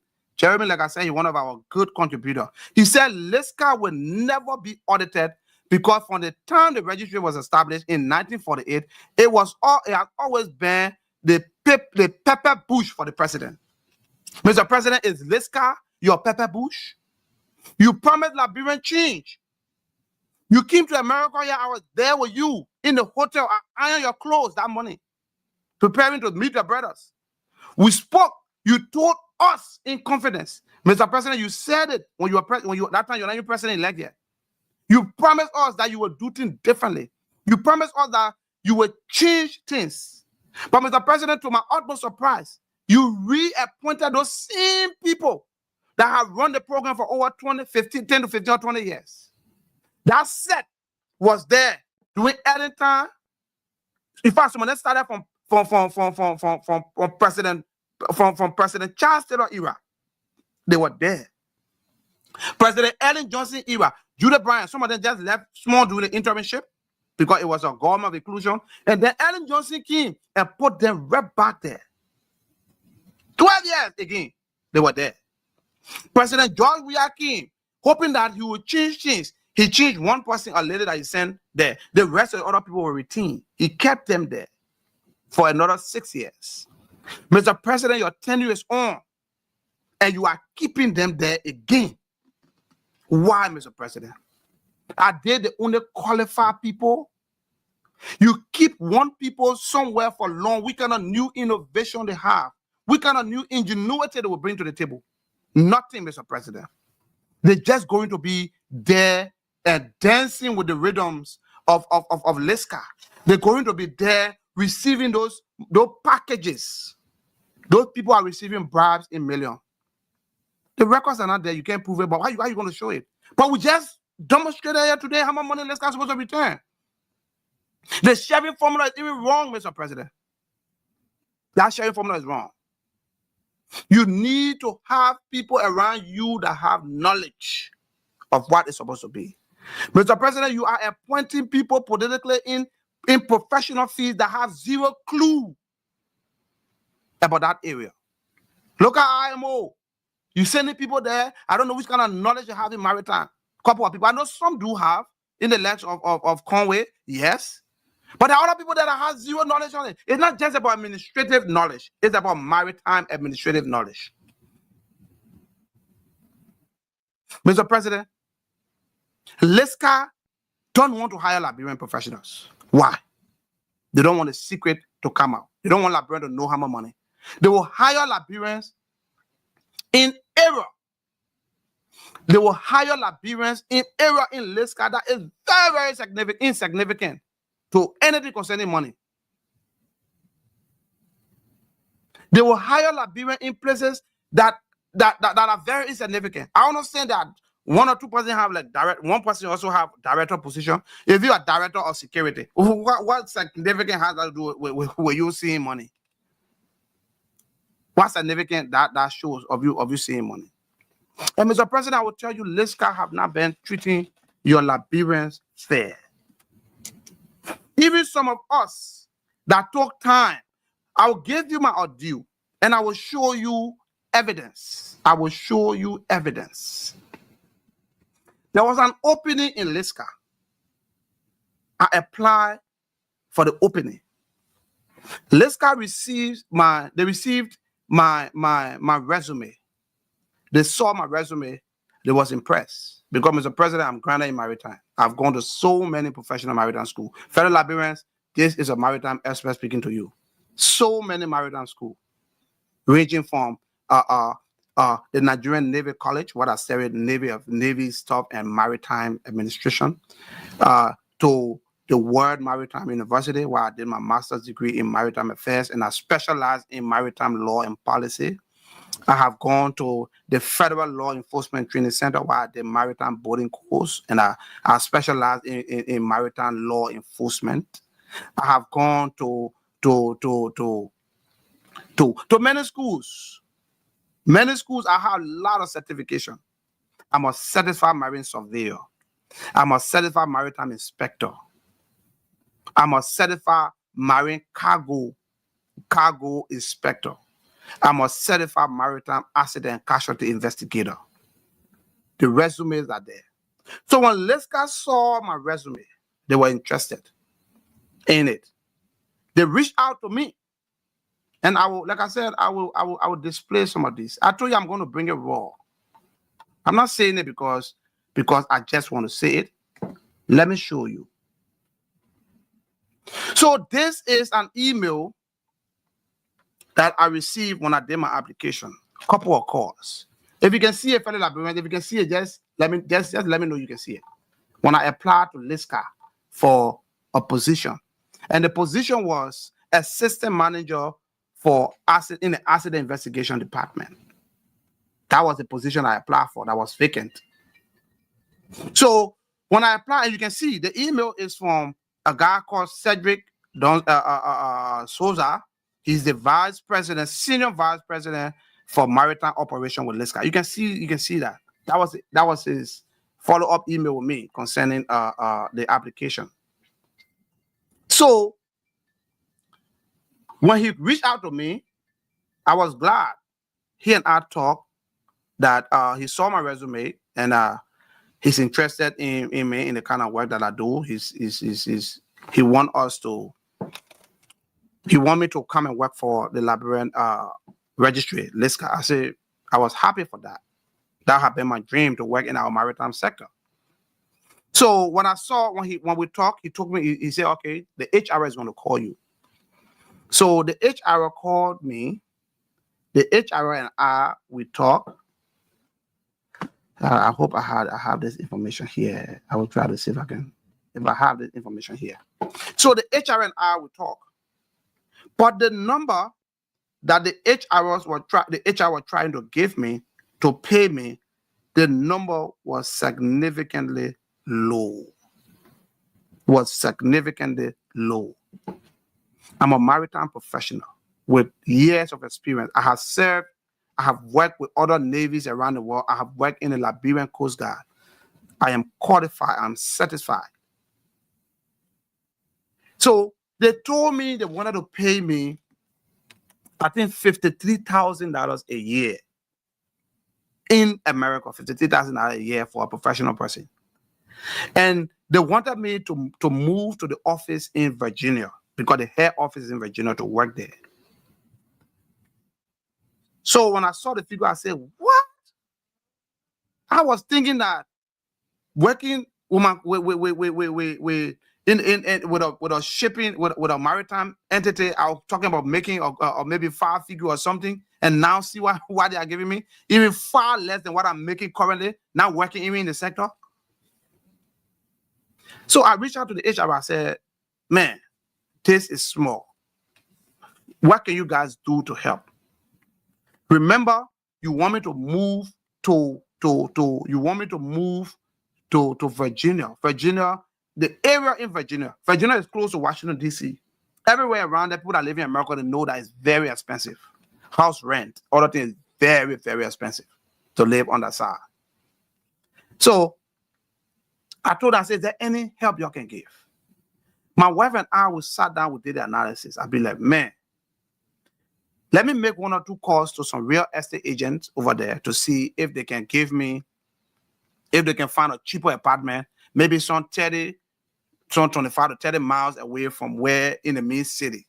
We check around, and the least apartment there was around $2,000.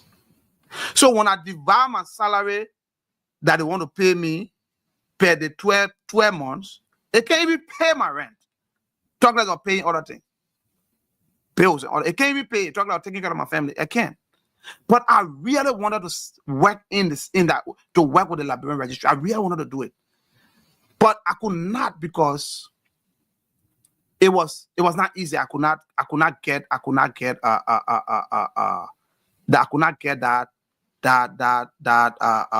the money was not sufficient to help me get through this.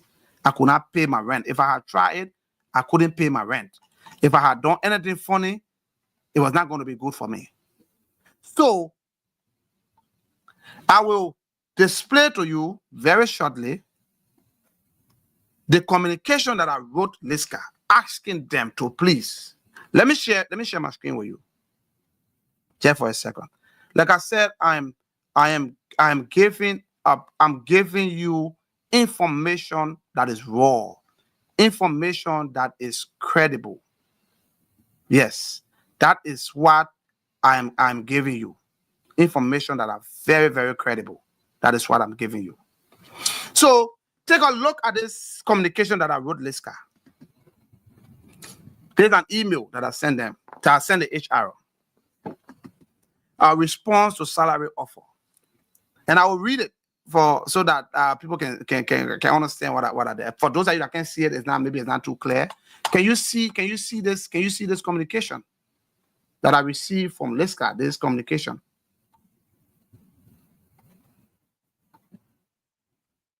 Please, your comment, share the stream, share the live. Your comment, everything is important to us. Everything here is important to us. If you can see it, I'm just waiting so you can be able to see it. Then I can. Good. We can see it. So my response to them, I wrote the deputy, the vice president for operation. Sir, I am so fascinated and thankful concerning your interest in me joining Liska team. I can assure you that I won't disappoint you. For the record, I am prepared and willing to fully discharge the duties and responsibilities of an assistant manager for marine safety and accident investigation in the investigation department of Liska. So they will hire me as the assistant manager for marine safety and accident investigation. So I'm going to be conducting all of their investigation when it comes to accident. Remember, we got 5,650 ships on our fleet. Do you know how many accidents occur every day? I'm going to be responsible for conducting accidents. People that have worked in that place, they told me, bro, it's a very, very hectic job. It's a job that will require you to even work when you're sleeping on your bed. You get a lot of reports to submit to the IMO because every accident has a start date and an end date that you have to complete and submit to IMO website. So I also told him I love the job and really want to work in a professional to work in my profession and area of expertise. I strongly believe that I'm going to be a good addition to Liska's family. Notwithstanding, it is evident that the cost of living is overwhelmingly high in states like Virginia, where the office is located. After making some research on affordable housing in Virginia, a couple of real estate agents informed me that the least amount that I can pay for a 1 or 2 bedroom apartment will cost between $1,500 to $1,800 for just a bedroom apartment. Based on the amount that Liska is deciding to pay me annually, my bi-weekly pay won't be able to fully pay my rent. For 1 bedroom apartment, talk less of not to mention about utility bills and other expenses. It can't pay my rent. If I share that money into it, it can't even pay it. Every 2 weeks, it will not pay it. Pennsylvania I live in Pennsylvania, so I will recommend it to them. Like other people work with the registry, other people that are not Liberian work with the registry, they work from home, work from other places that I know of. So I say Pennsylvania is an affordable state.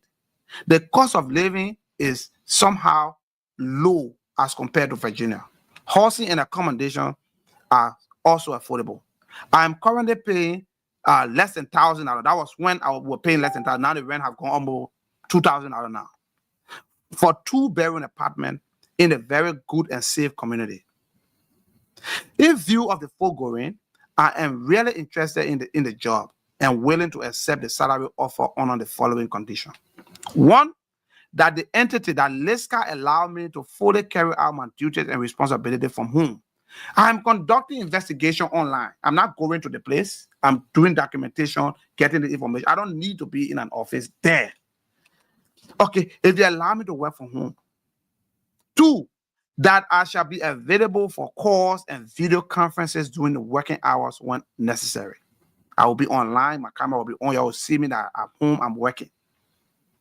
Three, that I will fully make myself available at the office or the headquarters for 1 to 2 months for the signing and completion of all paperwork, including orientation, training, and familiarization. I will go there, live in a hotel for 2 months to get this training and familiarization before starting my work. So of all this, the salary ranging from so I recommend that from 53,000. I told them, I said, okay, if you can even give me 63,000 to 65,000,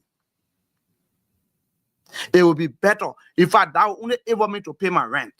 At least I will not be. It will break even. I will get at a break even if you pay me 63,000, between 63 to 65,000. Not talking about keeping any money. It will pay my rent. It can handle. I'm not talking about keeping money. It will help me. So that was my response. That was my response. My salary response to LISCA, asking them to please consider me on that. To please consider me on that. Let me show you something. No, this is not it. This is not it. I don't think I uploaded that one. When I sent them that communication, the following day, HR wrote me and we rescinded the offer. They said they can't do it. I forget that. I mean, I'm sorry, I didn't. Let me see. Do I have it here? No, I don't think I have it here. They said they can't pay me now. But this is a company that makes hundreds. In fact, I make up to $1 billion within from 1 to year 4. But you cannot hire a Liberian, a professional Liberian that you need to work to pay him at least 63,000 to 65,000, which is an average money for professional in America. It's even below average. They said they could not do it. They refused to offer me that.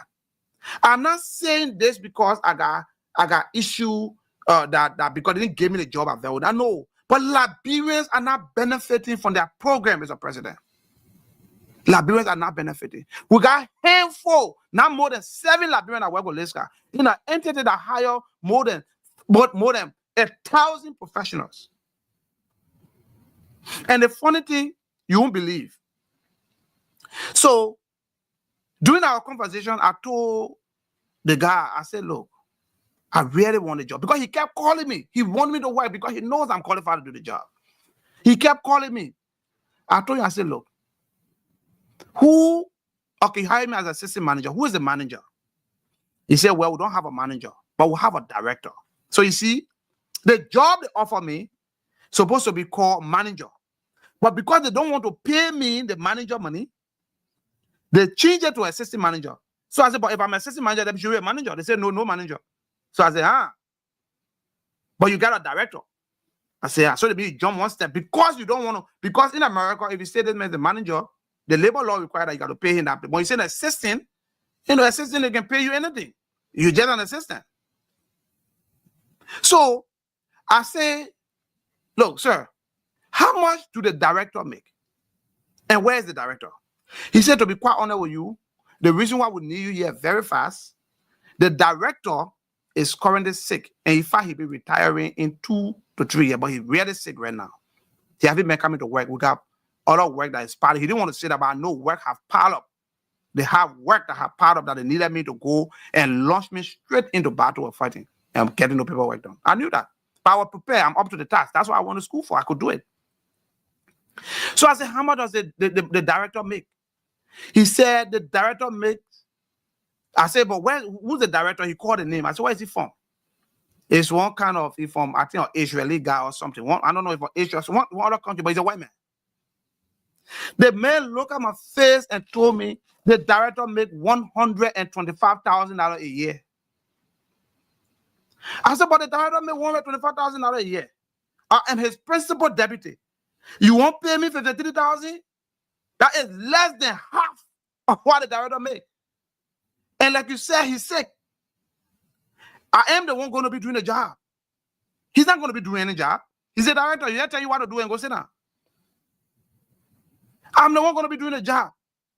So why can't you pay me at least half of what he makes or 75% of what he makes?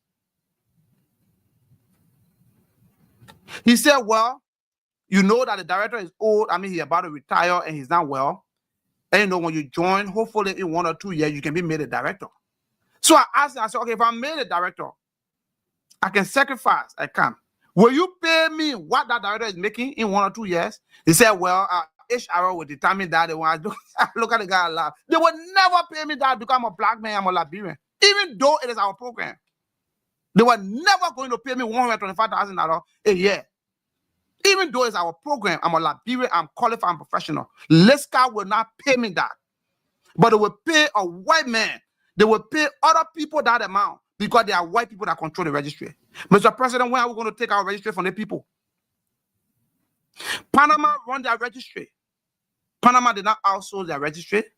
Marshall Islands run their own registry. They did not outsource it.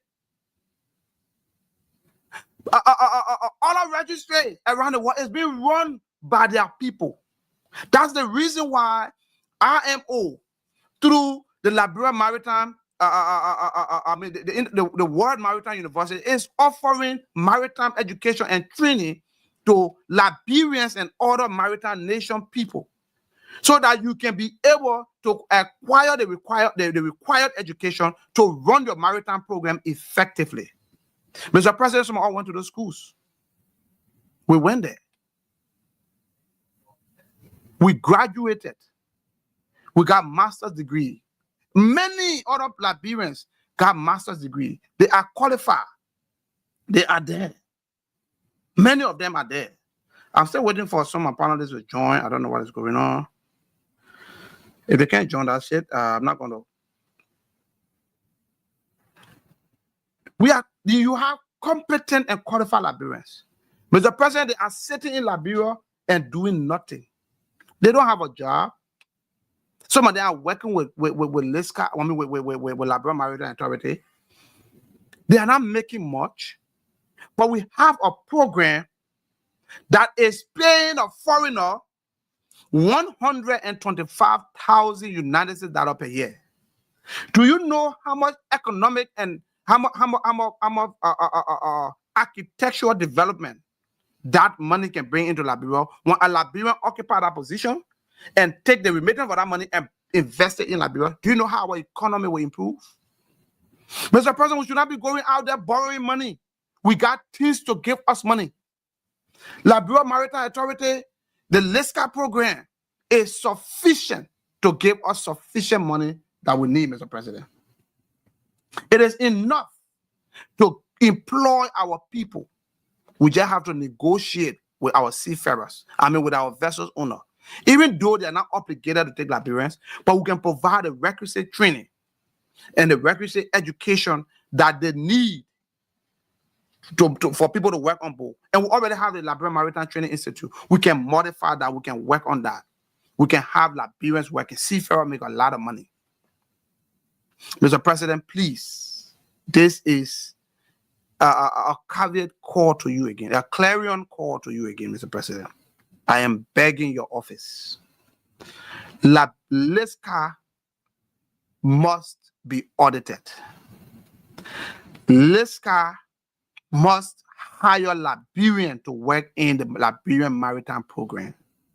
We have qualified and competent people. Qualified and competent people. We are not begging them because they are the one in charge.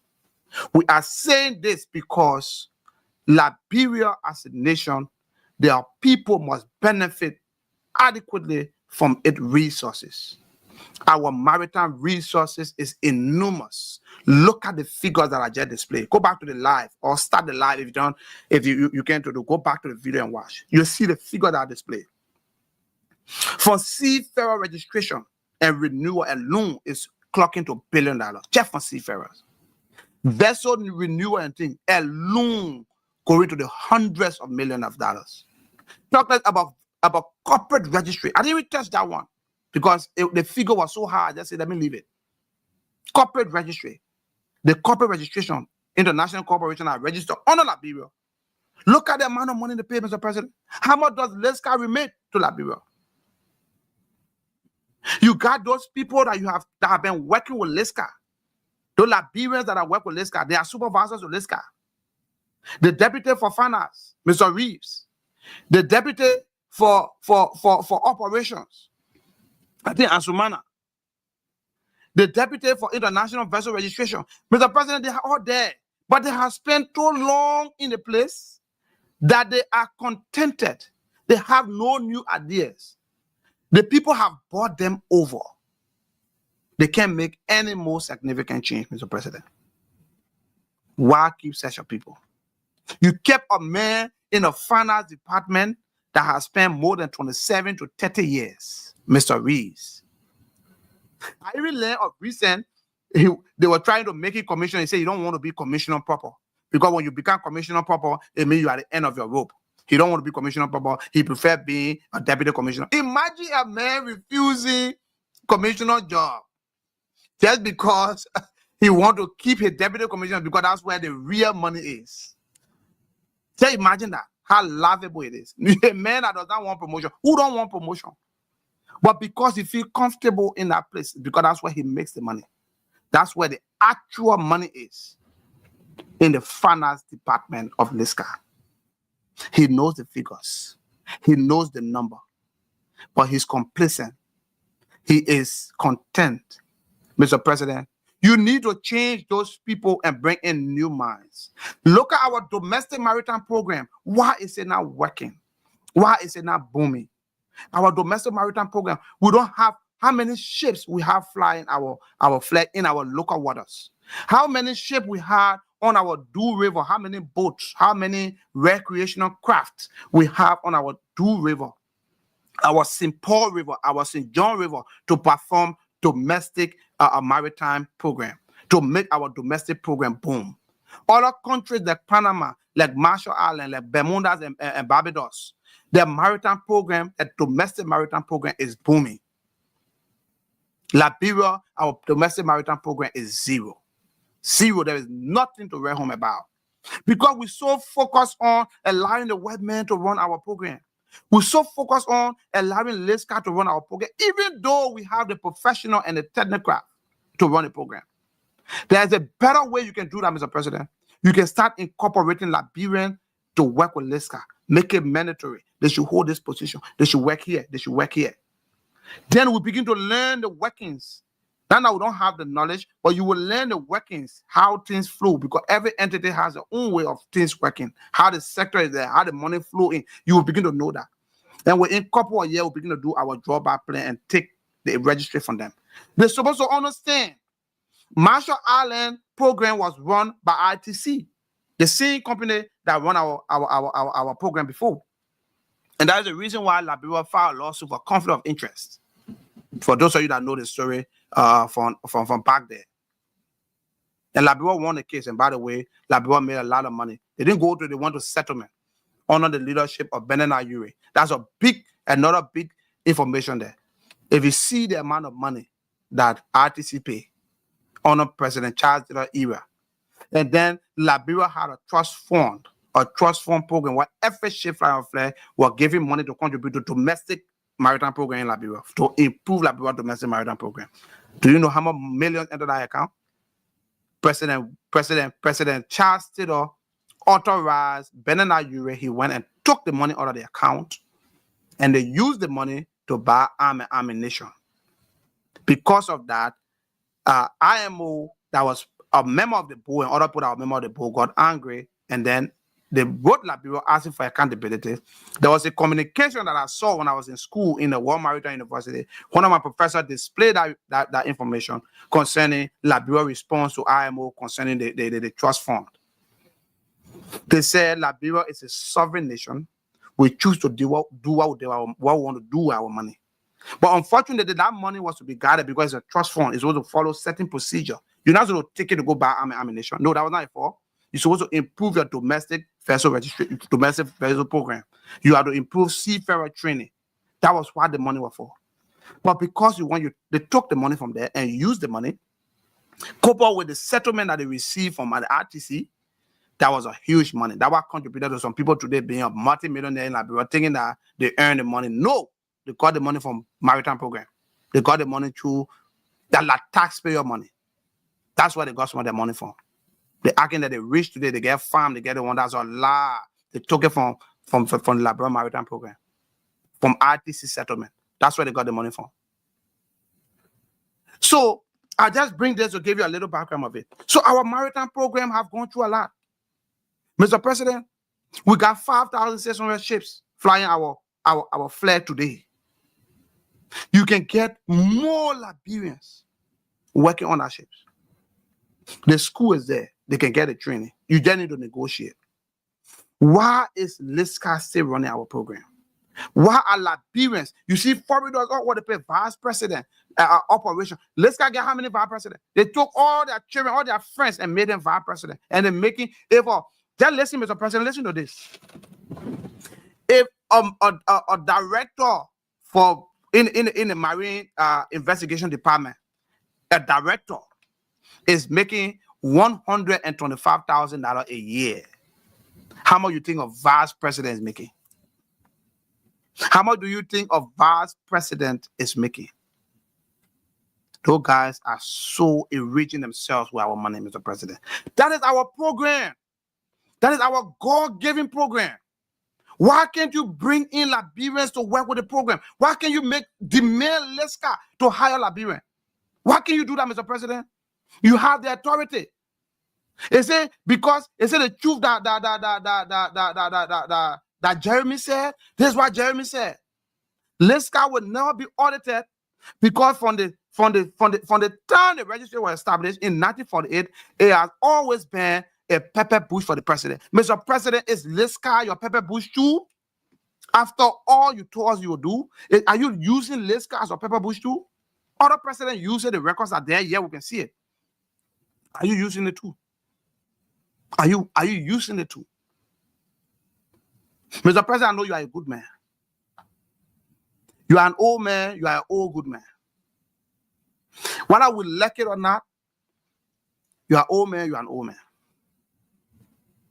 God has his own way of prolonging life and has his own way of taking it. One day we will all die and we will all go. Mr. President, which legacy you want to leave before God calls you? Why is going to be one of your biggest achievements? Building roads, school, yeah, it's good, but those are things that are currently ongoing. We need you to make a significant change that will mark in history, that will be monumental, that everybody can see what is going on. Everybody can see what is going on. Mr. President, look at your maritime program. Please incorporate Liberia. I know for the renewal, now you are signing, you want to sign a new contract with the port. Look at the port new agreement. See how book it was. Because the legislators, you think that because you are a senator or you are a representative, that means you got monopoly over every subject matter. That's a lie. Even the great United States, when there is a subject issue for debate, they hire the requisite professional entities to give them expert opinion in how it's supposed to be. But Liberia know, our lawmakers know everything. Everything. They will be the law and the gospel. They wrote a complete trash in the name of port reform.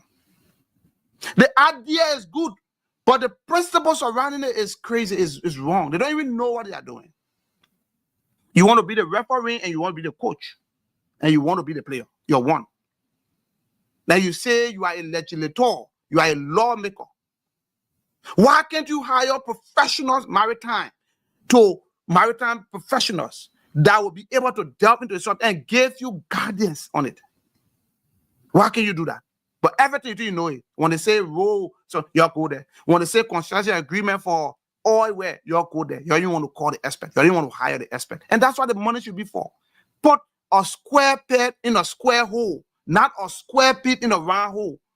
You're taking non-professional people to write a professional paper. It's not going to work. You will keep making the same mistake that other leaders have made. Mr. President, I am telling you today, as I'm wrapping up the show, you need to pay attention to several sectors. You complain about unemployment. You complain about so many things. You can run a domestic maritime program that can even employ more than 10,000 youth that can work with domestic maritime programs, Mr. President. You can do that. You can make LISCA to incorporate more than 100 Liberians to work with that program and pay them hundreds of pay them in six-figure salaries, and LISCA will not budge because they know they make the money. If you have a director, they try to hire me to pay me $53,000 to work in a department that is far demanding, but they have a director that is sick, that is not working, that is not even able to come to work. He has not been coming for work for a time, and he's about to retire. They pay him $125,000. Less than half of what they want to pay me. And the last time I checked, I got more credentials than the man I call he said director. The only thing I have, maybe I had endorsement for captain, and I wish I can get at any time. Mr. President, you need to wake up from your slumber. You need to wake up and be in charge of the country. Take charge of that nation. We gave you that nation to take charge of it. We want you to be able to look at your entities. Go there. Others your entity. Look at what they are doing in the sector. They say helping the Liberian people. When a new commissioner is appointed, LISCA has a package for him. A big package that will seal every discussion. Nobody want to talk about audit. But when the officer, when you hear them talking, how when they get there, they will do this. They will transform the raptors and the bucktails. But when they get there, Mr. President, their performance is under. Which commissioner have prioritized our domestic program? Shipbuilding. You can build. Ghana is doing domestic shipbuilding, boats and things for recreational stuff and for local maritime transport. It will ease traffic on the road. You can get our river run from one county to another county. You can run a maritime rivering program. It will ease traffic. It will ease the sum of auto BB trucks, the demand for auto BB trucks on our road as far as road early. People will prefer the water because it's cheaper and it is reliable. Mr. President, our maritime supervisors, LISCA supervisors, you have to, Liberia Maritime Authority supervisors, your deputy commissioners lying in America here, they are complacent. They are complacent.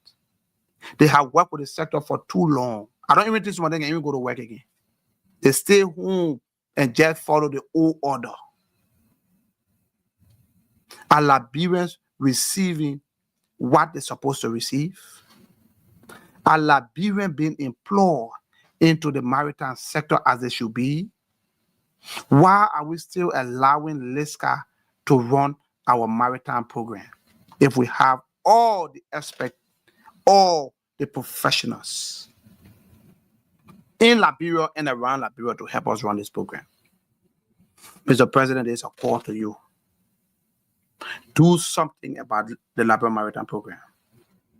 Make LISCA to hire Liberians.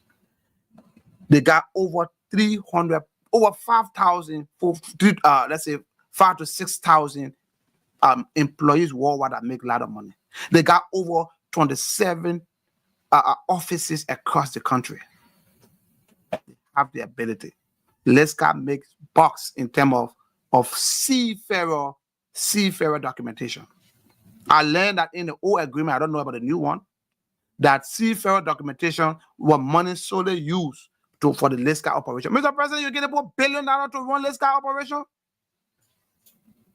$1 billion to run LISCA operation? Why? The sharing formula is wrong. That's our program, and we should be able to run our program effectively. We should be able, Mr. President, to run out because we have the professional, we have the expert, we have the technical know-how. Even if you feel that the knowledge is not yet sufficient, you can have a program wherein Liberians will be made to work with LISCA in the place and understand the operation. Let them know that in 2, 3 years or 5 years, we are going to take back our program. Let them know that. Marshall Islands did it. Panama did it. Bermuda did it. Other countries did it. They took back their registry. And today, they have their citizens working in the registry. Maritime program in Panama is one of the highest employer in Panama. But our maritime program, you cannot name more than 5 to 6 Liberian or 7 Liberian. Let me just put your number out of 10 Liberian that work with the program. No, you can't find them, Mr. President, because they don't want to give Liberian the job. They don't want to put Liberian in strategic position, even though Liberians are far qualified than most of those guys that call themselves staff in that place. But they don't want to give Liberian a job because they feel that Liberian will understand the workings of LISCA and they will take by our program. Which, of course, is supposed to be smart to know that definitely we are going to take by our program soon and soon. So in closing, fellow Liberian, tonight we have unpacked one of the most powerful pillars of our national economy, the Liberian Maritime Program. We explore its history, its challenges, its revenue, and a deep question surrounding who truly benefit. What we have learned is simple. Liberia is a global maritime giant, but the Liberian people have not always felt like giants in the distribution of the benefit. Our conversation tonight is not about attacking institution. No, it was not about attacking institution. It was about demanding clarity, demanding accountability, demanding transparency, and national our program.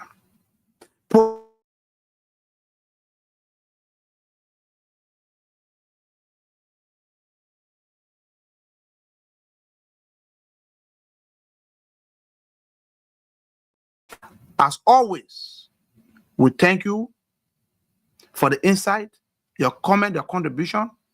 We thank you, viewers. We thank you, people that are sharing the live and people that stand with the Liberian Voices Unfiltered. People that want to see us succeed in sending more real and reliable information across the world to our people. Where truth is spoken on this program without fear or favor. Let this conversation continue in our homes, in our communities, and in our corridors of leadership. Let us talk about the Liberian Maritime Program. Liberia belongs to all of us. And so most of the, in fact, all of the benefit for every resources must be distributed among Liberians evenly.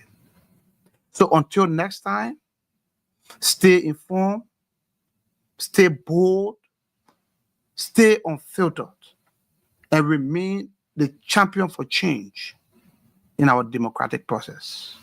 Remain an advocate for Liberian in our democratic process. We thank you for joining us on the show. We have spent 2 hours, 24 minutes, almost 2 hours, 30 minutes. We plan to take you like an hour or so, but we were unable to, we went more because the information is enormous. Imagine I did not even touch corporate registry. I only touch vessel registration and seafarer document. We enter billion straight. We enter $1 billion straight. This is a big topic, a very nice discussion. And I believe we can have the discussion when we have other professionals coming on board. They stay away. And I don't blame them. They don't want their job to be tampered with. They don't want to lose their livelihood. Some of them could not participate on the show. Some of them could not give you insight of why it's supposed to be. But tonight, I was unable to do all of those. So a comment before I leave you from F.E. Pensy. They say, if your country does not know the value of their resources, why should they? So if Liberians don't know the value of what we have, our maritime program, why should LISCA know the value? That's in short what her comment is about. Saying we don't know the value, why LISCA should know that. So as usual, we always start the show with a wise saying, a proverb, and we end the show with the same proverb. I didn't start it with a proverb, I'm going to end it with this proverb. So it's called a food for thought. So this is our food for thought for today. Our food for thought. A nation that fails to retain its professionals and technocrats tend to lose them to other nations. I'll take that again. A nation that fails to retain its professionals and technocrats tend to lose them to other nations. And this is a quotation for me. I sat down, I think about it, and I came out with this. So this is our food for thought for today. We want to tell you thank you for watching. We want to tell you thank you for following. For those that were not able to join us, those that are watching, you can share the live so that other people can be able to watch it on Facebook later, on YouTube, on Instagram. So follow our page, Liberian Voices Unfiltered. Follow on Facebook, follow on YouTube, Liberian Voices Unfiltered. On Instagram, Liberian Voices Unfiltered. Subscribe, like, and comment so that we can have more followers and we can provide more information. So I will play our intro video, our outro video, and I'll play the theme song, and then we can call it a day. From the towering peaks of the Woolajezi Mountain in Lofa County to the golden plains of Bomi River Basin, through the verdant greens of the Sapo National Park, a place where monkeys whisper secrets and pygmy hippos tread unseen, from the valleys to the roaring coasts of Monrovia, Buchanan, Harper, and Robertsport. These are the voices that travel unfiltered, uncaged, and unstoppable. Welcome to the Liberian Voices Unfiltered, the platform where we speak the languages of the land, celebrate the cultures of our people, beat the drums of our tribes, and dance to the rhythms of our identity. This platform is more than just a broadcast. It's a movement, a megaphone for the people. No scripts, no sugarcoating, no stage management, just the truth, pure, bold, and proudly Liberian. Tune in, turn up the volume, and join your host, George Senator Sibo, the Pan-Africanist, shaking the mic, breaking the silence, and speaking for the nation and its people. The Liberian Voices Unfiltered. All hail, Liberia hail. It is raw, it is real, it is authentic. From the bushes to the beaches, this is our voices, our truth, and our story. It must be heard. Yeah, you're tuned into the heartbeat of Mama Liberia, where truth meets the people and every voice is heard. This is Liberian Voices Unfiltered. Oh, we're speaking truth tonight. Liberia, let your voices rise. From the streets of Monrovia to the hills of Nimba, we're bringing light where the truth's been hindered. Politics and power, let's break it down. We talk the real, no mask, no crown. Economy shaking, but we still stand tall. Business and trade, we can uplift all. From the youth to the elders, we all gotta say.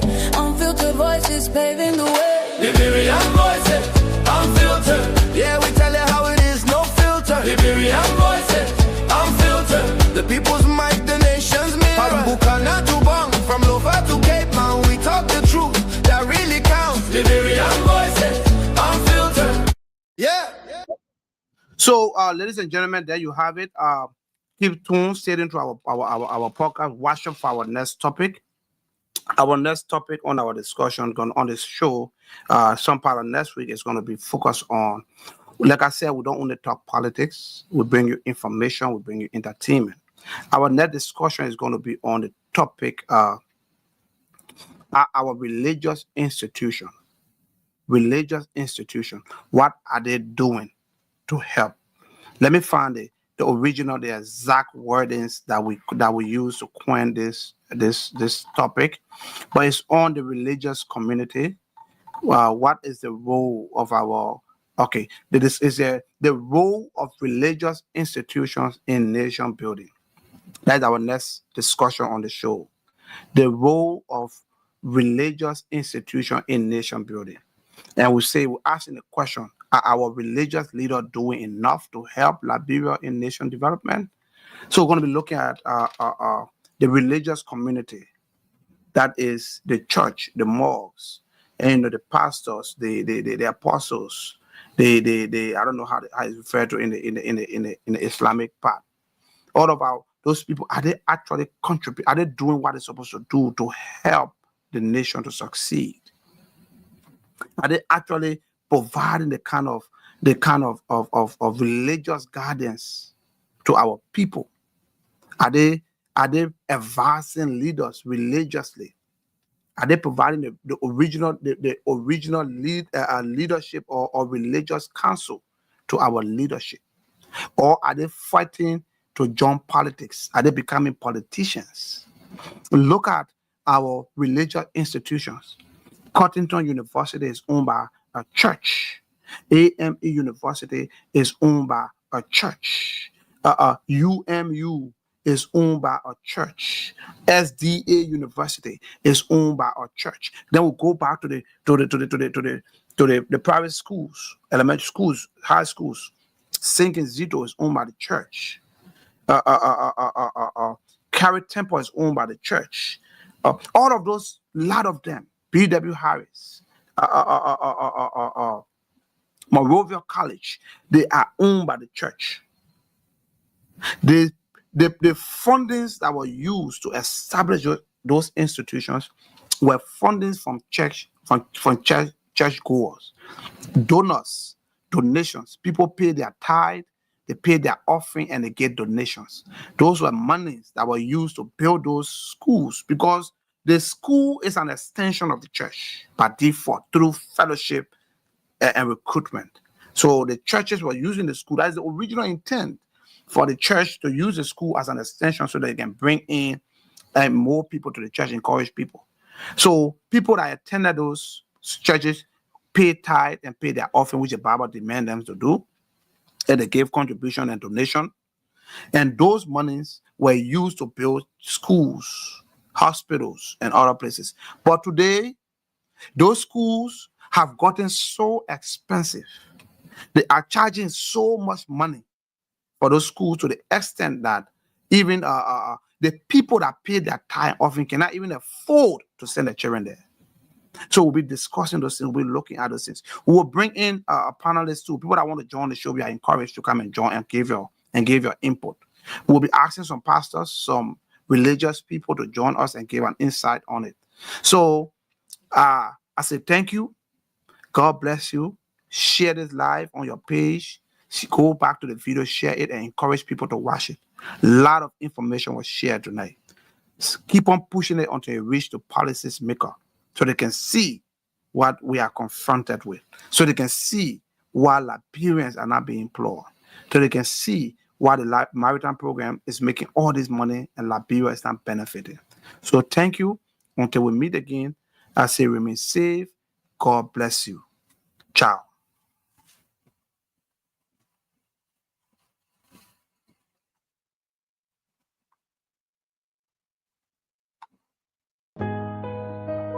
Yeah, you tuned into the heartbeat of Mama Liberia.